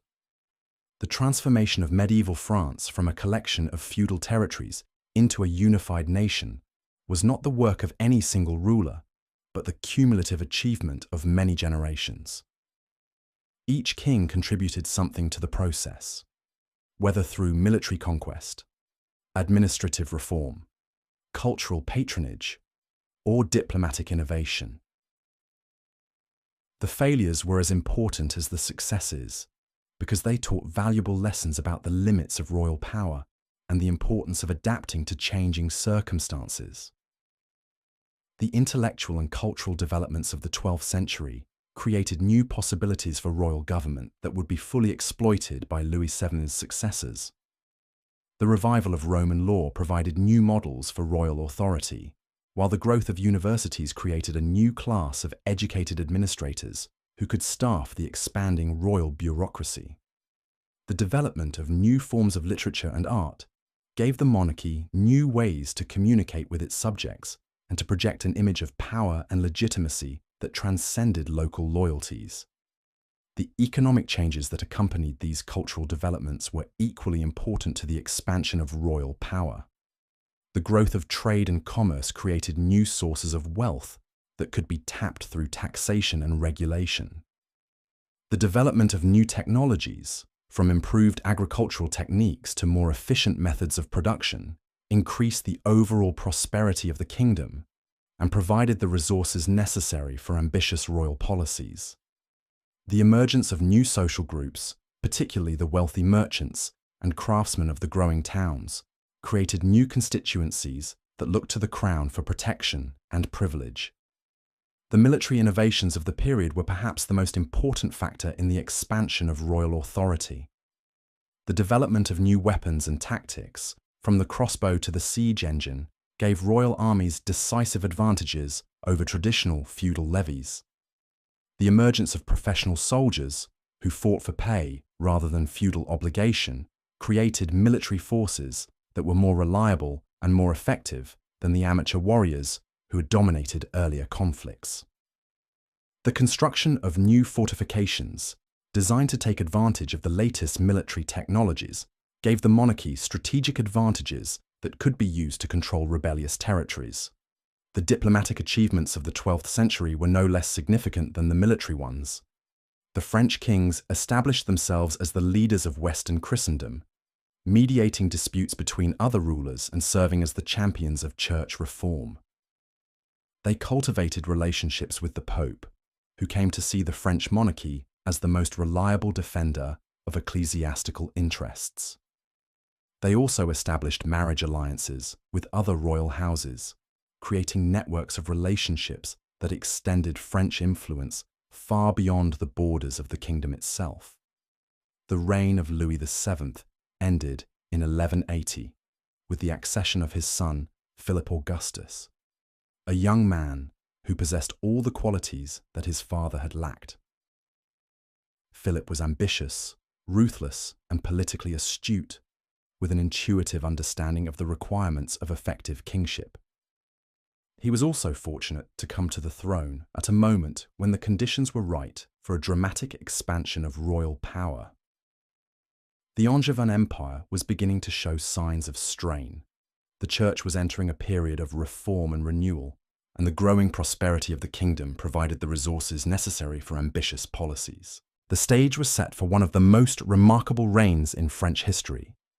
A quarter-century of almost constant warfare and political maneuvering that would transform the kingdom from a second-rate power into the dominant force in Western Europe.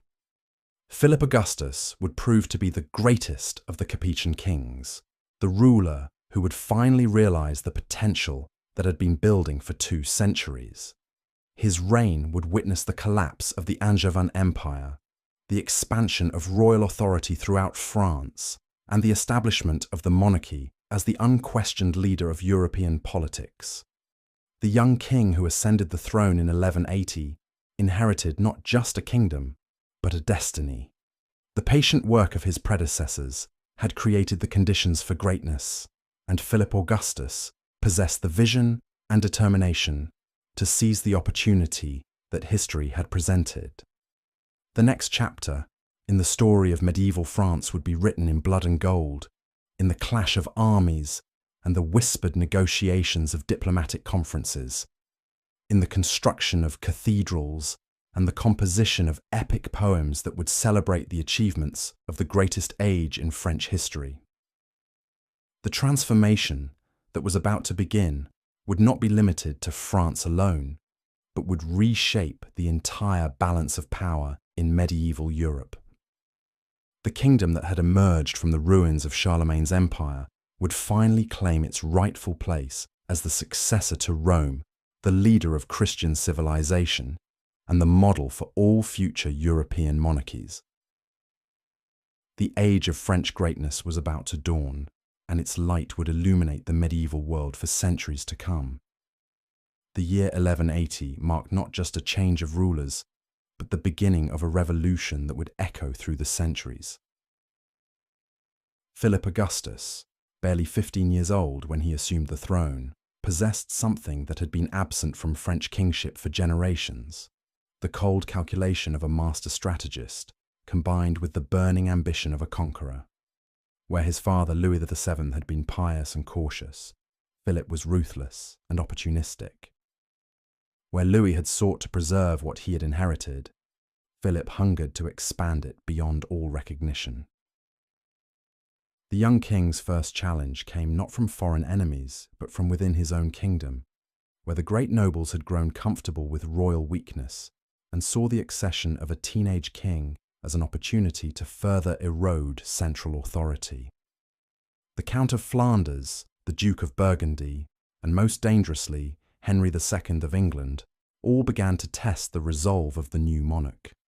They probed his defences, challenged his decisions, and waited for signs of the weakness that had characterized his father's reign. But Philip Augustus was not his father. When rebellious nobles thought they could manipulate the young king, they discovered a ruler who understood power in ways that would have shocked the pious Louis VII. Philip had studied the failures of his predecessors and learned from their mistakes. He knew that in a world where might made right, survival depended not on moral authority, but on the ability to inspire fear in one's enemies and loyalty in one's followers. The royal court that Philip assembled around him reflected this new understanding of kingship. Gone were the scholarly debates and theological discussions that had characterized his father's reign. In their place came hard-headed administrators who understood that government was about results, not intentions. Men like Guillaume le Maréchal and Barthélemy de Roye brought to the royal service a combination of practical experience and ruthless efficiency that would transform the machinery of French government. The king's first major test came in 1181, when Philip of Alsace, Count of Flanders, attempted to dictate terms to the young monarch. The count had been regent during Philip's minority and apparently expected to continue wielding influence over royal policy. His demands were breathtaking in their arrogance, He wanted control over key royal fortresses, the right to approve royal marriages, and effective veto power over major policy decisions. Any previous Capetian king might have negotiated, compromised, or sought to appease such a powerful noble. Philip Augustus chose war. The campaign that followed was a masterpiece of medieval statecraft, demonstrating the young king's understanding that victory required more than military prowess. Philip carefully isolated the Count of Flanders, using a combination of bribes, threats, and diplomatic pressure to prevent other nobles from joining the rebellion. He cultivated relationships with the Count's own vassals, many of whom had grown weary of their lord's domineering behavior. Most importantly, he moved with such speed and decisiveness that his enemies were caught off guard, unable to organize effective resistance. The Siege of Boves in 1185 marked the definitive end of the Flemish rebellion and announced to Europe that a new kind of king ruled in France. Philip's forces surrounded the fortress with a professionalism that recalled the great campaigns of Charlemagne, using advanced siege techniques and coordinated attacks that overwhelmed the defenders. When the castle finally fell, Philip's treatment of the garrison was calculated to send a message: mercy for those who submitted quickly, but destruction for those who resisted royal authority. The victory over Flanders was significant not just for its immediate military consequences, but for what it revealed about Philip's approach to kingship. Unlike his predecessors, who had often been content to accept nominal submission from rebellious nobles, Philip insisted on real obedience, backed by practical guarantees. He demanded hostages from defeated enemies, required them to surrender key fortresses, and imposed financial penalties that would prevent future rebellion. The feudal system that had protected noble independence for centuries was being transformed into an instrument of royal control. The administrative reforms that Philip implemented during his early reign were equally revolutionary. The king understood that lasting power required more than military victory. It demanded the creation of institutional structures that could function effectively even when the monarch was absent or distracted. He established a new class of royal officials called bailiffs, professional administrators who were responsible directly to the crown rather than to local nobles. These men, drawn from the emerging class of university-educated clerics and lawyers, brought to royal service a level of competence and loyalty that had been impossible under the old feudal system. The financial innovations of Philip's reign were perhaps even more important than the administrative ones. The king recognized that the economic changes transforming European society had created new opportunities for royal taxation that his predecessors had failed to exploit. The growth of trade and commerce had created new forms of wealth that could be taxed more efficiently than traditional agricultural production. The emergence of a money economy had made it possible to maintain professional armies and bureaucracies that were far more effective than the feudal levies of earlier generations. The royal treasury that Philip built during his reign became one of the most important instruments of his policy. Unlike his predecessors, who had often been forced to rely on the generosity of their nobles for financing major undertakings, Philip possessed independent sources of revenue that gave him unprecedented freedom of action. He could hire mercenaries when feudal levies proved inadequate, purchase the loyalty of potential allies, and undertake building projects that enhance both royal prestige and practical power. The cultural transformation of the French court under Philip Augustus was no less significant than the political and administrative changes. The king understood that power in medieval society was as much about perception as reality, that the ability to project an image of strength and legitimacy was crucial to maintaining authority. He invested heavily in the construction of new royal palaces, the patronage of scholars and artists, and the development of court ceremonies that emphasized the sacred nature of royal authority. The fortress of the Louvre, which Philip began constructing in 1190, exemplified this new approach to royal power. The massive stone structure was designed not just as a military stronghold, but as a symbol of royal authority that could be seen from across the city of Paris. Its towers rose above the surrounding buildings like stone proclamations of royal supremacy, while its walls enclosed treasuries and armories that demonstrated the king's practical resources.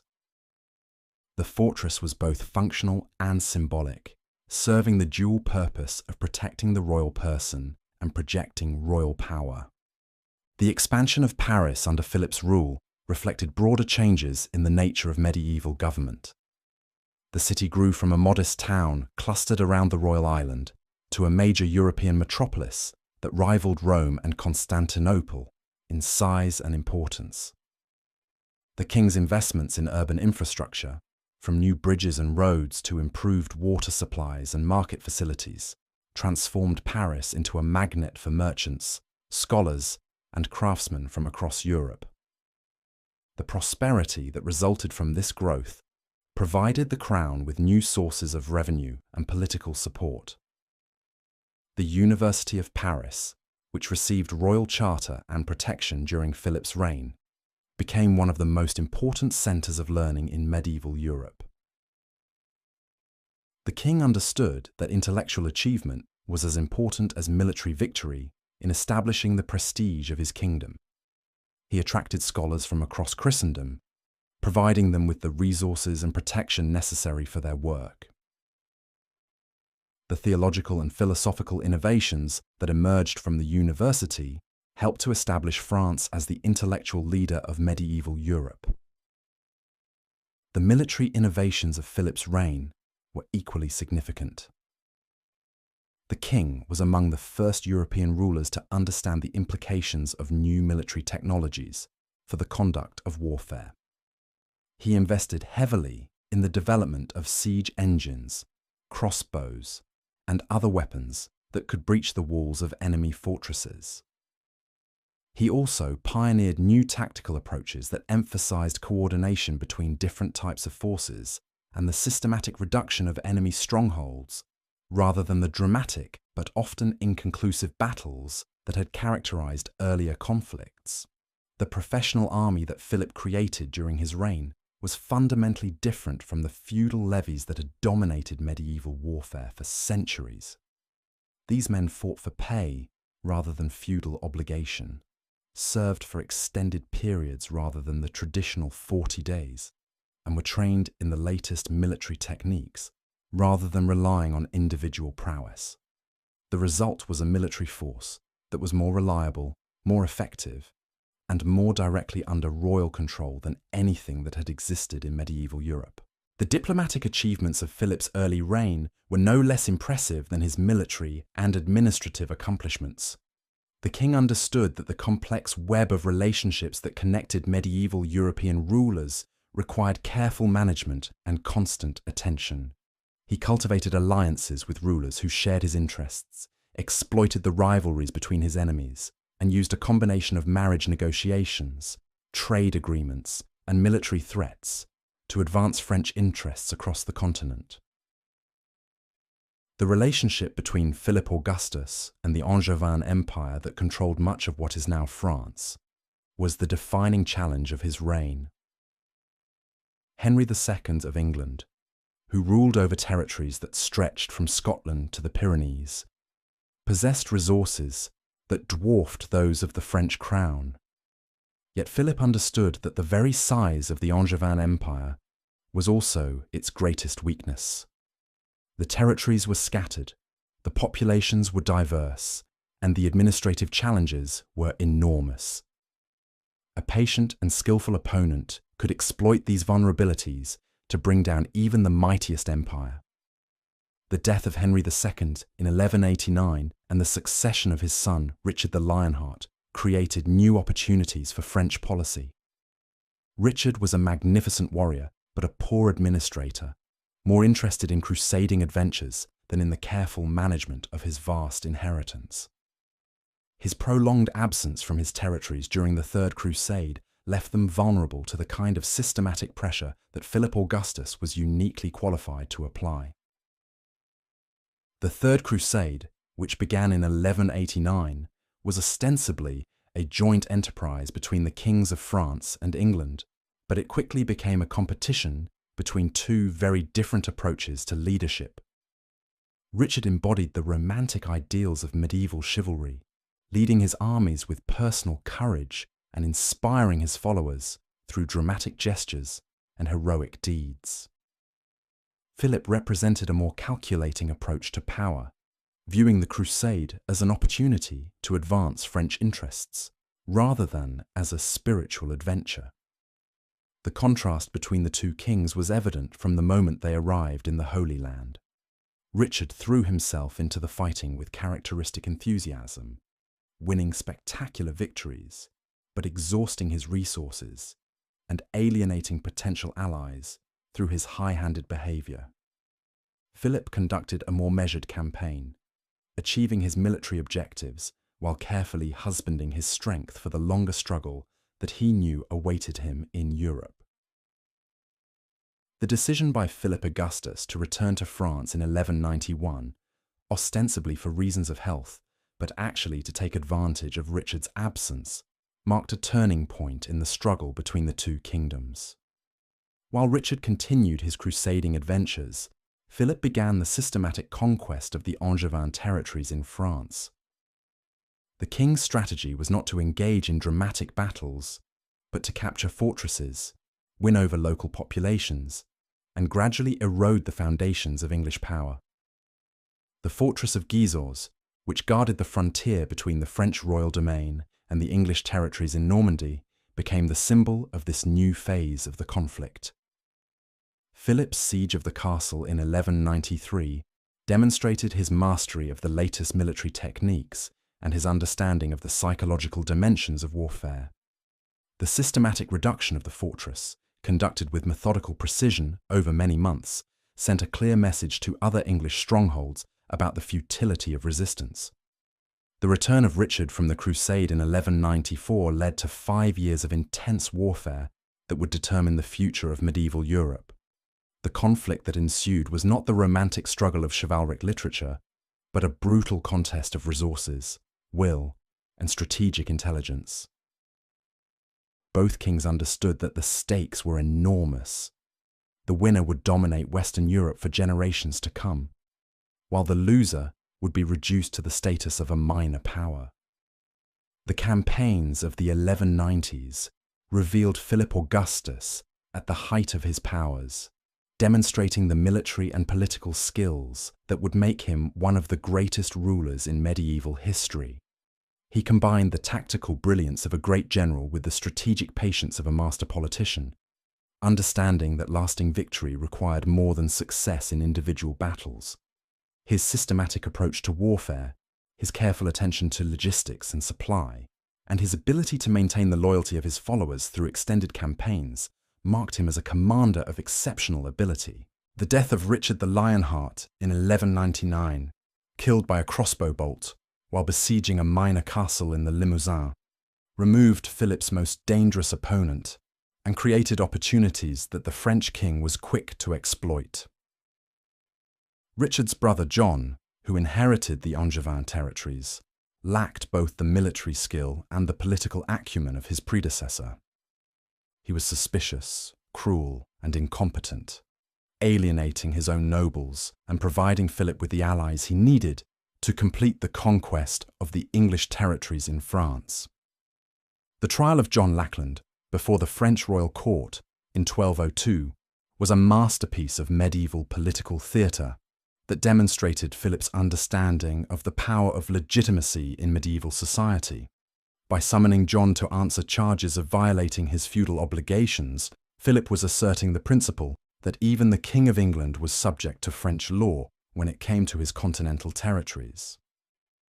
John's refusal to appear before the court provided Philip with the legal justification he needed to declare the English fiefs forfeit and to begin their systematic conquest.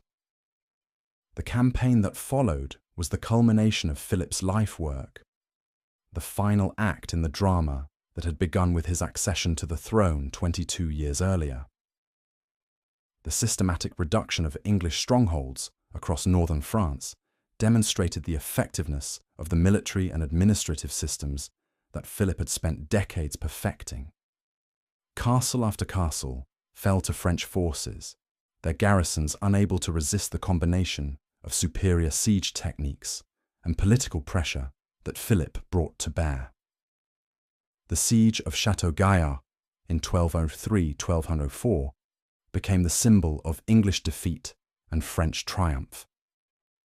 The great fortress, built by Richard the Lionheart to guard the approaches to Rouen, was considered impregnable by contemporary military experts. Yet Philip's forces, using a combination of direct assault, siege engines, and psychological warfare, managed to breach its defences after a siege of 8 months.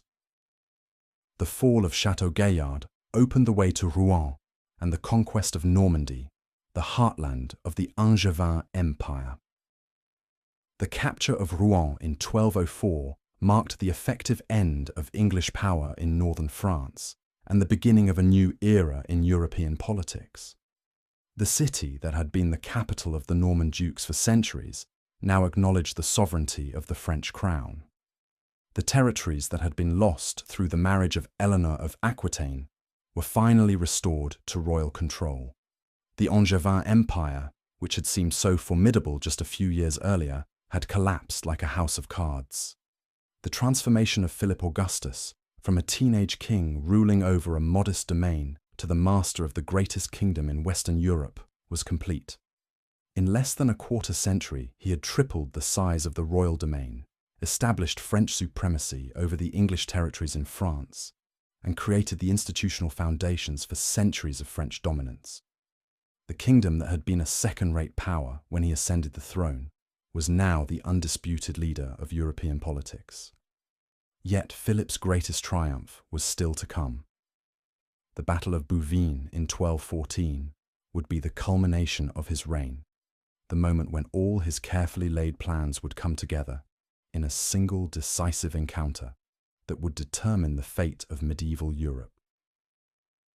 The alliance that had formed against him, including the Holy Roman Emperor, the Count of Flanders, and King John of England, represented the greatest threat that any French king had ever faced.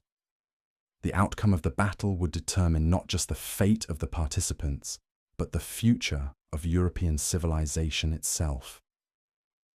The stage was set for one of the most important battles in medieval history, a conflict that would test everything that Philip Augustus had built during his remarkable reign. The patient work of decades, the careful accumulation of power, the systematic development of new forms of government and warfare, all would be put to the ultimate test on the plains of Flanders. The fate of France, and perhaps of medieval Europe itself, would be decided in a single afternoon of combat that would echo through the centuries. The sun rose on July 27th, 1214, over fields that would soon be consecrated with the blood of kings and peasants alike. At Bouvines, a small village in Flanders whose name would echo through eternity, two visions of Europe's future prepared to collide with the force of destiny itself. On one side stood Philip Augustus, the architect of French greatness, surrounded by the flower of French chivalry and the disciplined ranks of royal infantry. On the other gathered the greatest coalition ever assembled against a single ruler, Otto IV, the Holy Roman Emperor, supported by the Count of Flanders, the Duke of Brabant, and the Earl of Salisbury, representing his master, King John of England. The coalition that faced Philip Augustus that morning represented more than mere political opposition. It embodied the old order's desperate attempt to prevent the emergence of a new kind of European power. The Holy Roman Emperor still dreamed of recreating Charlemagne's empire, of ruling over a unified Christendom from his throne in Germany. The Flemish nobles sought to maintain their independence from royal authority, to preserve the feudal fragmentation that had protected their privileges for centuries. The English fought to reclaim territories they had lost through their own incompetence, to restore an empire that had been built on luck and marriage rather than genuine strength. Yet as the armies deployed across the plain of Bouvines, it became clear that this was no ordinary medieval battle. The forces that Philip Augustus had assembled represented something unprecedented in European warfare. A truly national army that combined the traditional feudal levy with professional soldiers, urban militias, and foreign mercenaries. The king's banners flew over men who spoke different languages and followed different customs, but who were united by a common loyalty to the crown that had given them protection, justice, and prosperity. The French battle line that formed on that fateful morning was a testament to Philip's genius for organization and his understanding of the changing nature of medieval warfare. In the center, the king himself commanded the heavy cavalry, the mailed knights, whose ancestors had conquered half of Europe under Charlemagne. To their left and right stood the infantry formations, disciplined ranks of spearmen and crossbowmen who had learned their trade in the systematic sieges of English castles. Behind them waited the reserves, fresh troops who could be thrown into the battle at the crucial moment to tip the balance toward victory. The battle itself unfolded with the terrible inevitability of Greek tragedy. The imperial forces, confident in their numerical superiority and the righteousness of their cause, launched a series of massive cavalry charges that sought to break the French line through sheer force and determination. The thundering hooves of thousands of war horses shook the earth, while the war cries of a dozen different peoples echoed across the battlefield. Steel met steel with a crash that could be heard for miles, and for a moment it seemed that the weight of numbers might carry the day for the coalition. But Philip Augustus had not spent 24 years building his kingdom only to see it destroyed in a single afternoon. The French line bent but did not break, absorbing the shock of the imperial charge while maintaining its cohesion and discipline. The crossbowmen, protected by the shields of their comrades, sent volley after volley into the ranks of the enemy cavalry, while the spearmen held firm against the pressure of the mounted knights. The king himself, fighting in the front rank like a common soldier, inspired his men through personal example and shared danger. The turning point came when Philip's reserves, held back through hours of desperate fighting, finally entered the battle at the moment when the enemy forces were exhausted and disorganized. The fresh French troops struck the flanks of the imperial army like a thunderbolt, rolling up the enemy line and transforming what had been a closely contested battle into a rout. The Count of Flanders was captured, the Duke of Brabant fled the field, and the Holy Roman Emperor himself barely escaped with his life. The victory at Bouvines was more than a military triumph. It was a vindication of everything that Philip Augustus had worked to achieve during his reign. The feudal fragmentation that had characterized medieval Europe for centuries had been decisively defeated by a new form of royal authority that combined personal leadership with institutional power. The old dream of imperial unity under German leadership had been shattered, replaced by a new reality of French dominance that would shape European politics for generations to come. The immediate consequences of the battle were felt throughout Europe. In England, King John's defeat discredited his rule and led directly to the rebellion that would force him to sign Magna Carta the following year.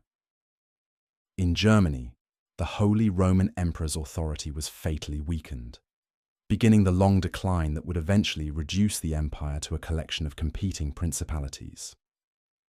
In France, Philip Augustus returned to Paris as the undisputed master of Western Europe, his authority enhanced by a victory that seemed to prove divine favor for his cause.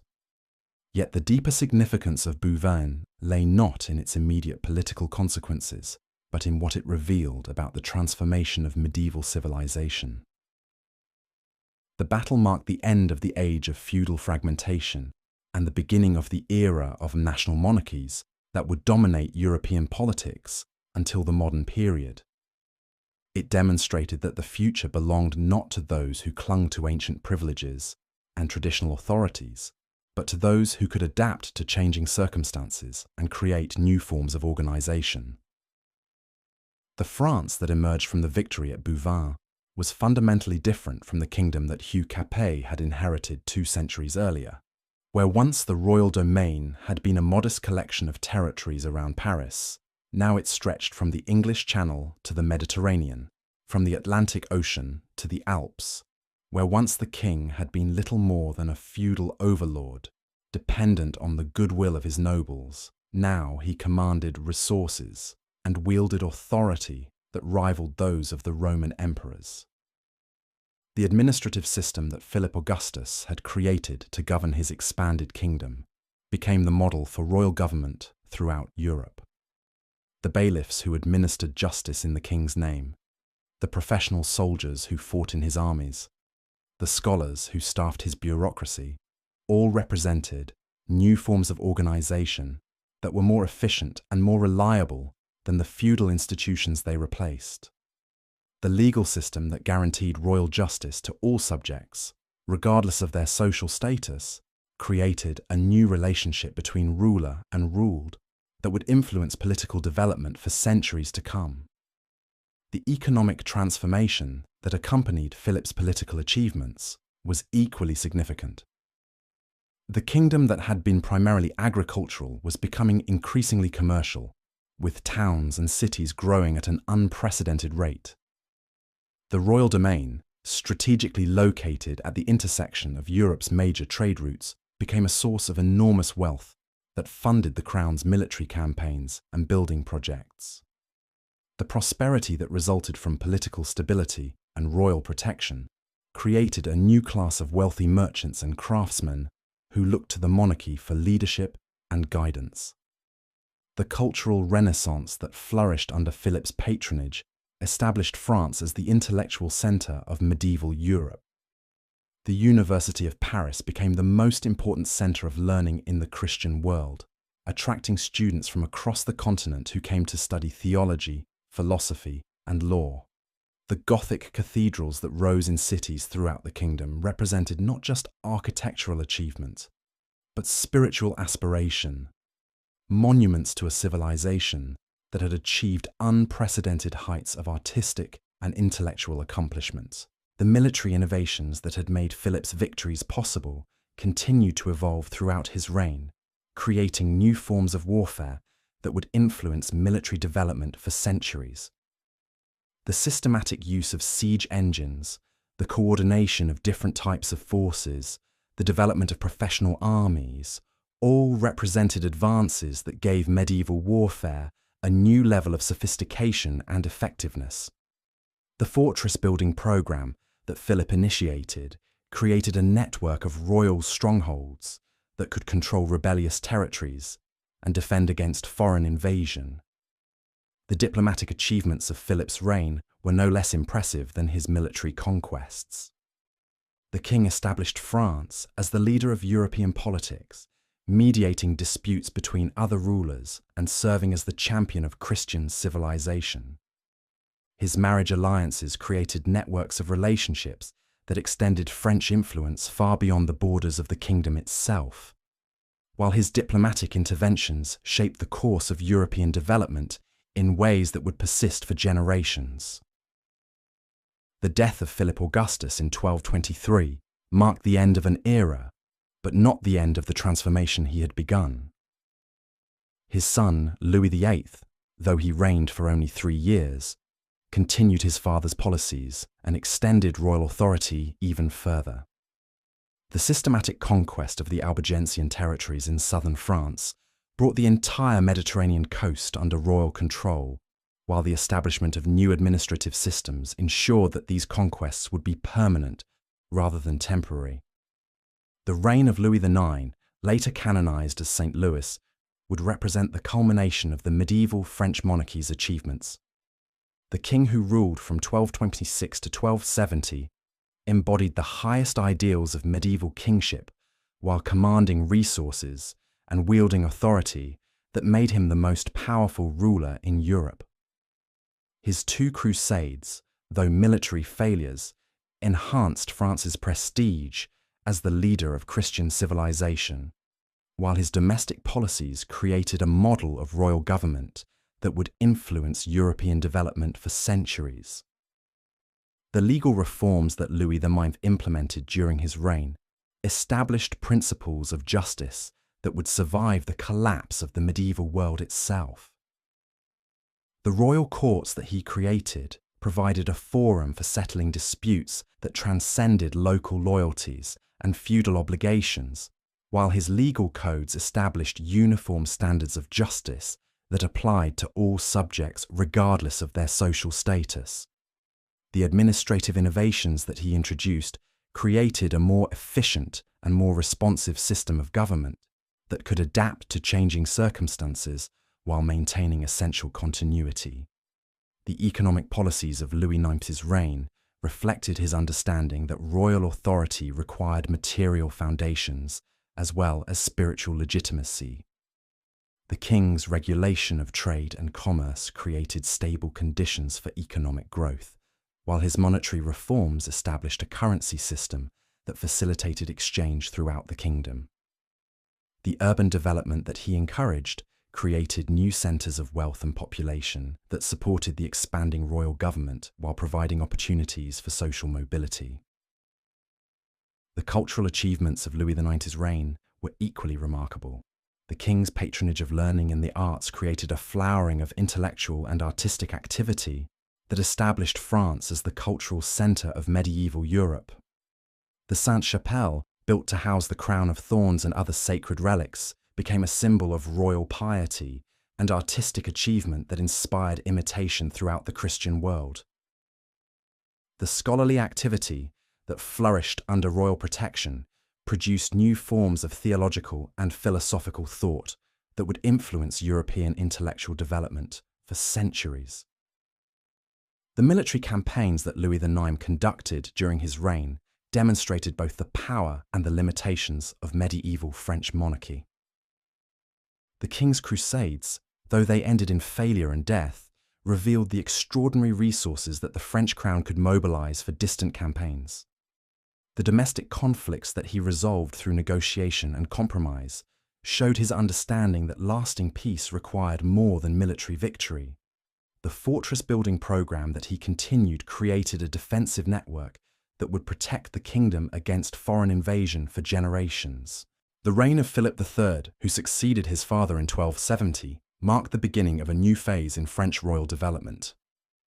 The king who ruled until 1285 inherited a kingdom that had reached the height of its medieval power, but he also faced new challenges that would test the institutional foundations that his predecessors had created. The Aragonese Crusade, launched at papal request, demonstrated the dangers of allowing religious obligations to override political calculations, while the continuing conflicts with English possessions in southwestern France revealed the persistent nature of territorial disputes.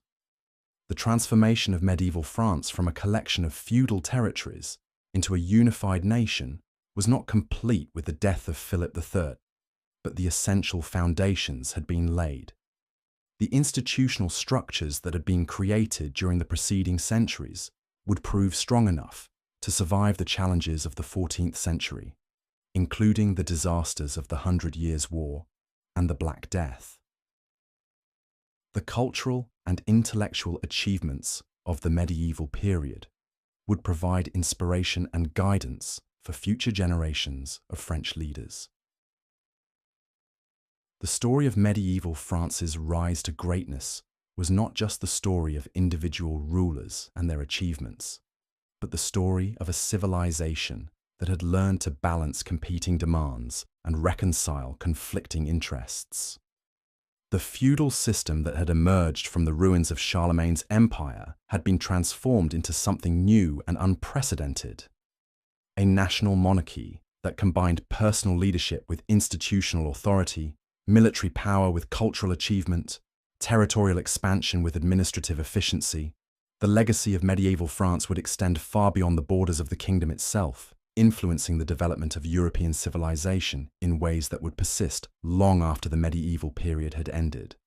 The legal principles that had been established during the reign of Philip Augustus and his successors would provide the foundation for modern European law, while the administrative innovations that had been developed to govern the expanding kingdom would influence governmental development throughout the continent. The cultural achievements of medieval France would prove equally enduring. The Gothic cathedrals that rose during the 12th and 13th centuries would inspire architectural development for centuries to come, while the intellectual traditions that flourished at the University of Paris would influence European thought throughout the modern period. The literary traditions that emerged during the medieval period would provide the foundation for French cultural identity, while the artistic innovations that were developed under royal patronage would influence European art for generations. The military innovations that had made French victories possible would continue to evolve throughout the medieval period, creating new forms of warfare that would influence military development for centuries. The systematic use of siege engines, the coordination of different types of forces, the development of professional armies, all represented advances that would be copied and adapted by other European powers. The fortress-building programs that had been initiated during the reign of Philip Augustus would continue to shape the strategic landscape of Europe for generations to come. The diplomatic achievements of medieval France would establish patterns of international relations that would influence European politics for centuries. The marriage alliances that had been negotiated to extend French influence would create networks of relationships that would shape European development long after the medieval period had ended. The diplomatic innovations that had been developed to manage complex international relationships would provide models for future European diplomacy. As the 13th century drew to a close, the kingdom that had emerged from the patient work of the Capetian dynasty stood as the greatest power in medieval Europe. The transformation that had begun with Hugh Capet's election in 987 had created something unprecedented in European history. A unified nation that combined territorial extent with administrative efficiency, military power with cultural achievement, royal authority with popular loyalty. The France that would enter the 14th century was ready to face whatever challenges the future might bring, secure in the knowledge that it had created institutions and traditions that would endure for centuries to come. The foundations of French greatness had been laid through the accumulated efforts of generations of rulers who had understood that lasting power required more than military conquest or political manipulation. It demanded the creation of institutions that could survive individual rulers, traditions that could inspire popular loyalty, and achievements that could command international respect. The medieval French monarchy had succeeded in creating all of these things, establishing a legacy that would influence European development for centuries to come. The story of medieval France's rise to greatness was far from over as the 13th century ended, but the essential chapters had been written. The kingdom that would face the challenges of the 14th century possessed the institutional strength, cultural vitality, and popular support necessary to overcome whatever obstacles might arise. The patient work of the Capetian dynasty had created something that would endure, a French nation that would play a central role in European civilization for centuries to come. The golden age that had been centuries in the making was about to face its greatest test. As the 14th century dawned, the kingdom that Philip Augustus had forged and Louis IX had sanctified stood at the pinnacle of European power. Yet beneath the surface of this magnificent achievement, forces were stirring that would challenge everything the Capetian dynasty had built. The very success of the French monarchy had created new problems that traditional solutions could not address, while the changing nature of European society was generating pressures that would test the limits of medieval institutions. Philip IV, known to history as Philip the Fair, ascended to the throne in 1285 with all the confidence of a ruler who had inherited the greatest kingdom in Christendom. Tall, handsome, and possessed of an almost supernatural charisma, he seemed the perfect embodiment of royal authority. Yet beneath his impressive exterior lay a mind that was both brilliant and dangerous, capable of innovations that would revolutionize European politics, while simultaneously undermining the very foundations of medieval civilization. His reign would witness triumphs that surpassed even those of his illustrious predecessors, but it would also see the beginning of conflicts that would haunt France for generations to come. The first sign of the challenges that lay ahead came in Philip's confrontation with Pope Boniface VIII, a conflict that would fundamentally alter the relationship between secular and spiritual authority in medieval Europe.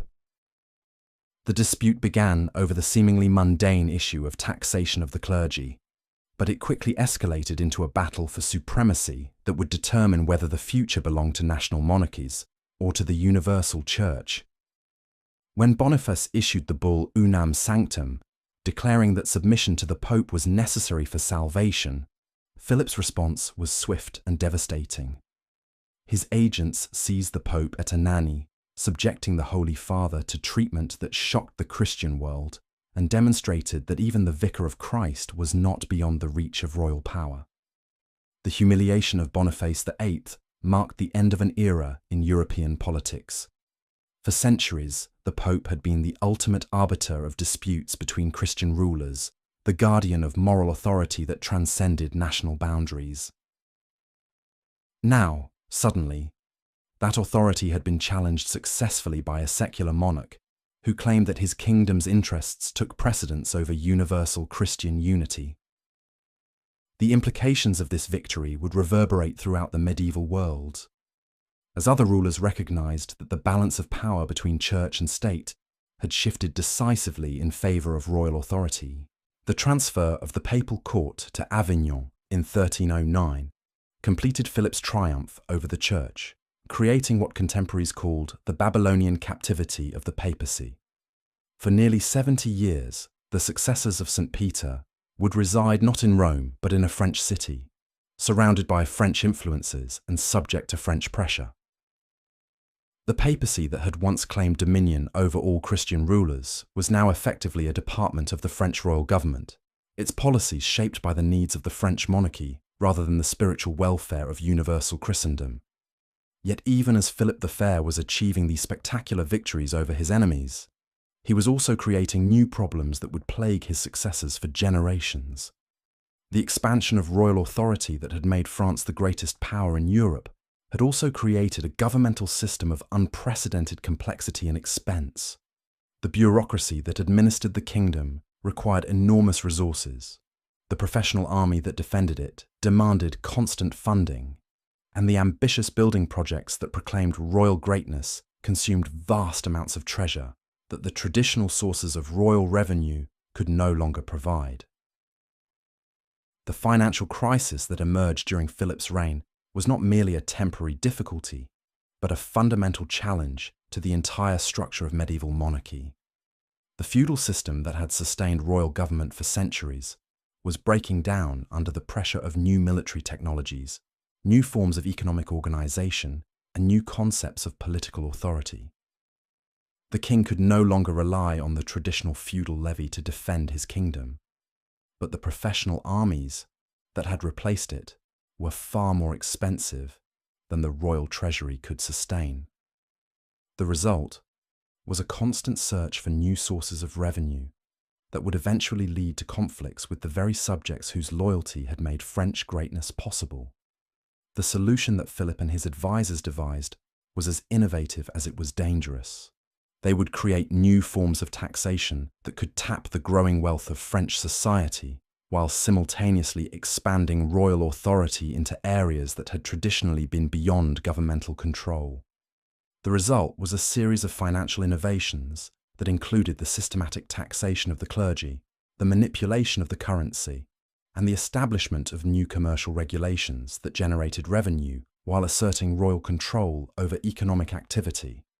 The most notorious of these innovations was the destruction of the Knights Templar, the military order that had become one of the wealthiest and most powerful institutions in medieval Europe. The Templars' combination of military prowess, financial resources, and international connections had made them virtually independent of royal authority, a situation that Philip found intolerable. The charges of heresy and corruption that he brought against the order were almost certainly fabricated, but they provided the legal justification necessary to seize the Templars' vast wealth and eliminate a potential threat to royal supremacy. The trial of the Templars, which began in 1307, was a masterpiece of judicial manipulation that demonstrated Philip's understanding of the power of propaganda and legal procedure. The confessions extracted through torture, the dramatic public ceremonies, and the systematic destruction of the order's records all served to convince contemporary observers that the knights had indeed been guilty of the crimes charged against them. The burning of Jacques de Molay, the last Grand Master, in 1314, marked the end of an institution that had symbolized the international character of medieval Christianity, and the beginning of a new era in which national interests would take precedence over universal obligations. The wealth seized from the Templars provided temporary relief from the crown's financial difficulties, but it also set a dangerous precedent that would be followed by Philip's successors. The royal government had demonstrated that it possessed the power to destroy even the most powerful institutions when they conflicted with royal interests. But it had also shown that this power could be used for purely financial purposes rather than legitimate governmental objectives. The result was a climate of fear and uncertainty that would undermine the loyalty and confidence that had been the foundation of Capetian success. The administrative innovations of Philip's reign were equally revolutionary and equally problematic. The king's expansion of royal bureaucracy created a governmental system that was more efficient and more responsive than anything that had existed in medieval Europe, but it also created new forms of corruption and abuse that alienated the very subjects it was designed to serve. The royal officials, who administered justice in the king's name, often pursued their own interests rather than those of the crown, while the legal procedures that were supposed to guarantee fair treatment became instruments of oppression and exploitation. The economic policies that Philip implemented during his reign reflected his understanding that royal authority required material foundations, but they also demonstrated his willingness to sacrifice long-term stability for short-term advantage. The manipulation of the currency that he used to finance his military campaigns created inflation and economic uncertainty that damaged the prosperity of his subjects, while the commercial regulations that he imposed to generate revenue often hindered rather than helped the economic development that was essential to the kingdom's continued growth. The military achievements of Philip's reign were impressive by any standard, but they also revealed the limitations of the system that he had inherited from his predecessors. The conquest of Flanders demonstrated the power of French arms, but it also showed the enormous cost of maintaining professional armies in the field for extended periods. The campaigns against the English possessions in southwestern France were successful in expanding royal territory, but they also created new defensive obligations that would strain royal resources for generations to come. The cultural and intellectual achievements of Philip's reign were equally ambiguous. The king's patronage of learning and the arts created a flowering of intellectual activity that enhanced France's reputation as the cultural centre of Europe. But it also created new forms of thought that would ultimately challenge the foundations of royal authority. The lawyers and scholars who served the crown developed new theories of government that emphasized the power of secular rulers, but they also created intellectual frameworks that could be used to justify resistance to royal oppression. The death of Philip the Fair in 1314 marked the end of the greatest period of expansion in French royal history, but it also marked the beginning of a new era of challenges that would test everything the Capetian dynasty had built. The three sons who succeeded him in rapid succession would each face crises that revealed the fundamental weaknesses in the system of government that Philip had created. Louis VI, Philip V, and Charles IV would all struggle with the financial difficulties that their father had bequeathed to them, while also confronting new forms of opposition that challenged the very legitimacy of royal authority. The succession crisis that erupted with the death of Charles IV in 1328 would bring the Capetian dynasty to an end and usher in a new period of conflict that would test the very survival of the French kingdom. The competing claims of Philip of Valois and Edward III of England would lead to the 100 Years' War, a conflict that would devastate France and force a fundamental reconsideration of the relationship between rulers and subjects. The kingdom that had seemed so secure under Philip the Fair would face challenges that would threaten its very existence. The Black Death, which struck Europe in the middle of the 14th century, would compound these political difficulties with a demographic catastrophe that would transform the entire structure of medieval society.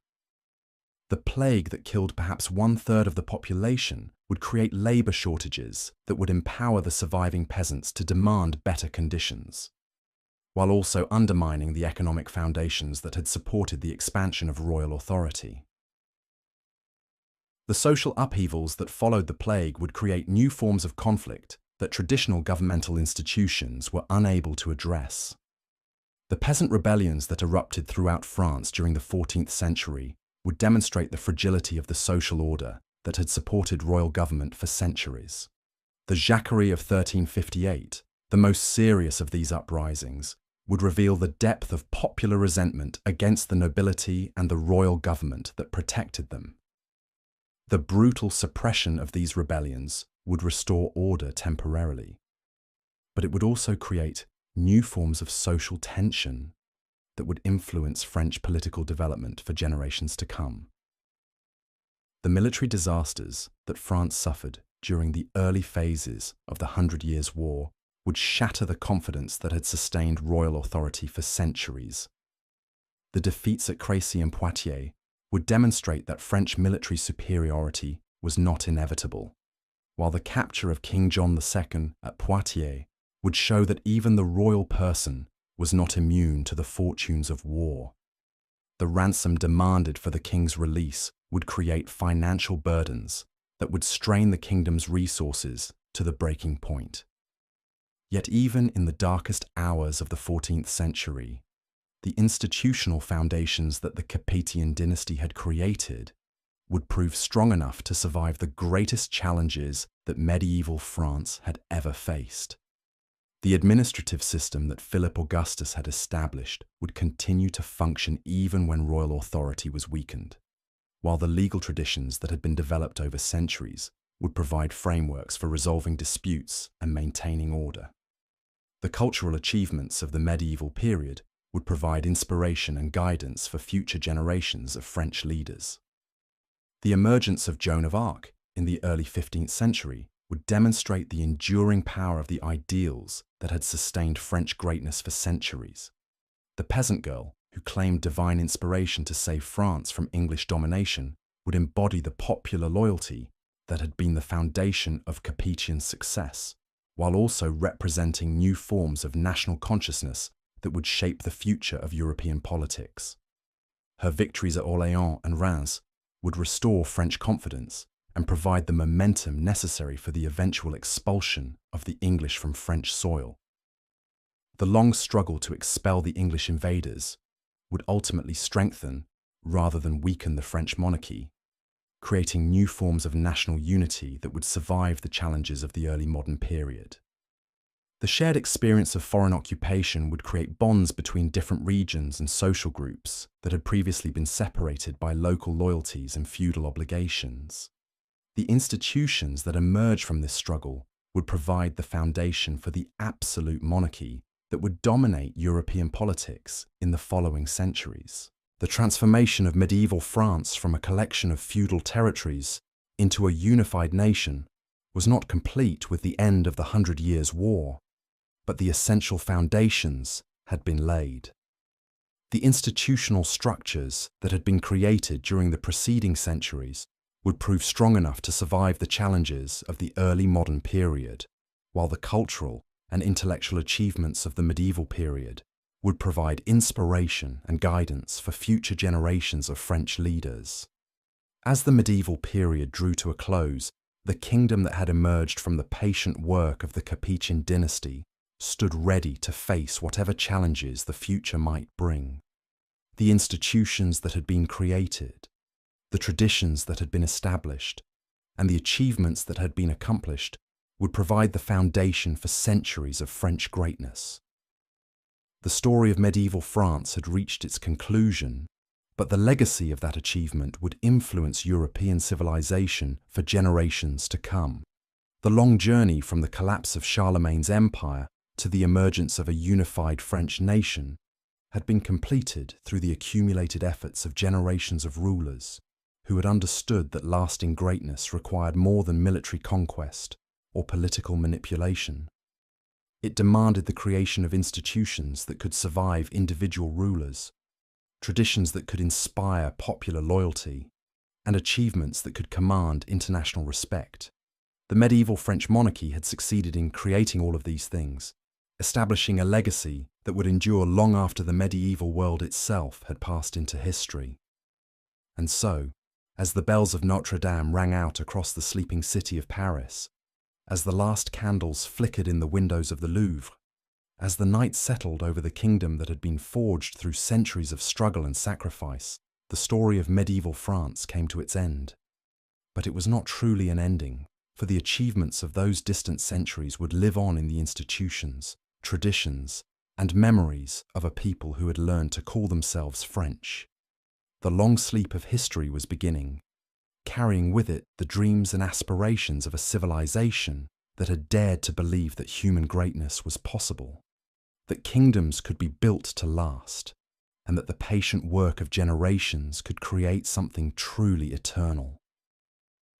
In the silence that followed the last echoes of medieval greatness, the seeds of the modern world were already beginning to sprout, nourished by the rich soil of accumulated achievement and watered by the tears of those who had given their lives to make France great. The story was ending, but the dream would continue, passing from generation to generation like a sacred flame that could never be extinguished. And in that continuity, in that unbroken chain of memory and aspiration, lay the true immortality of medieval France.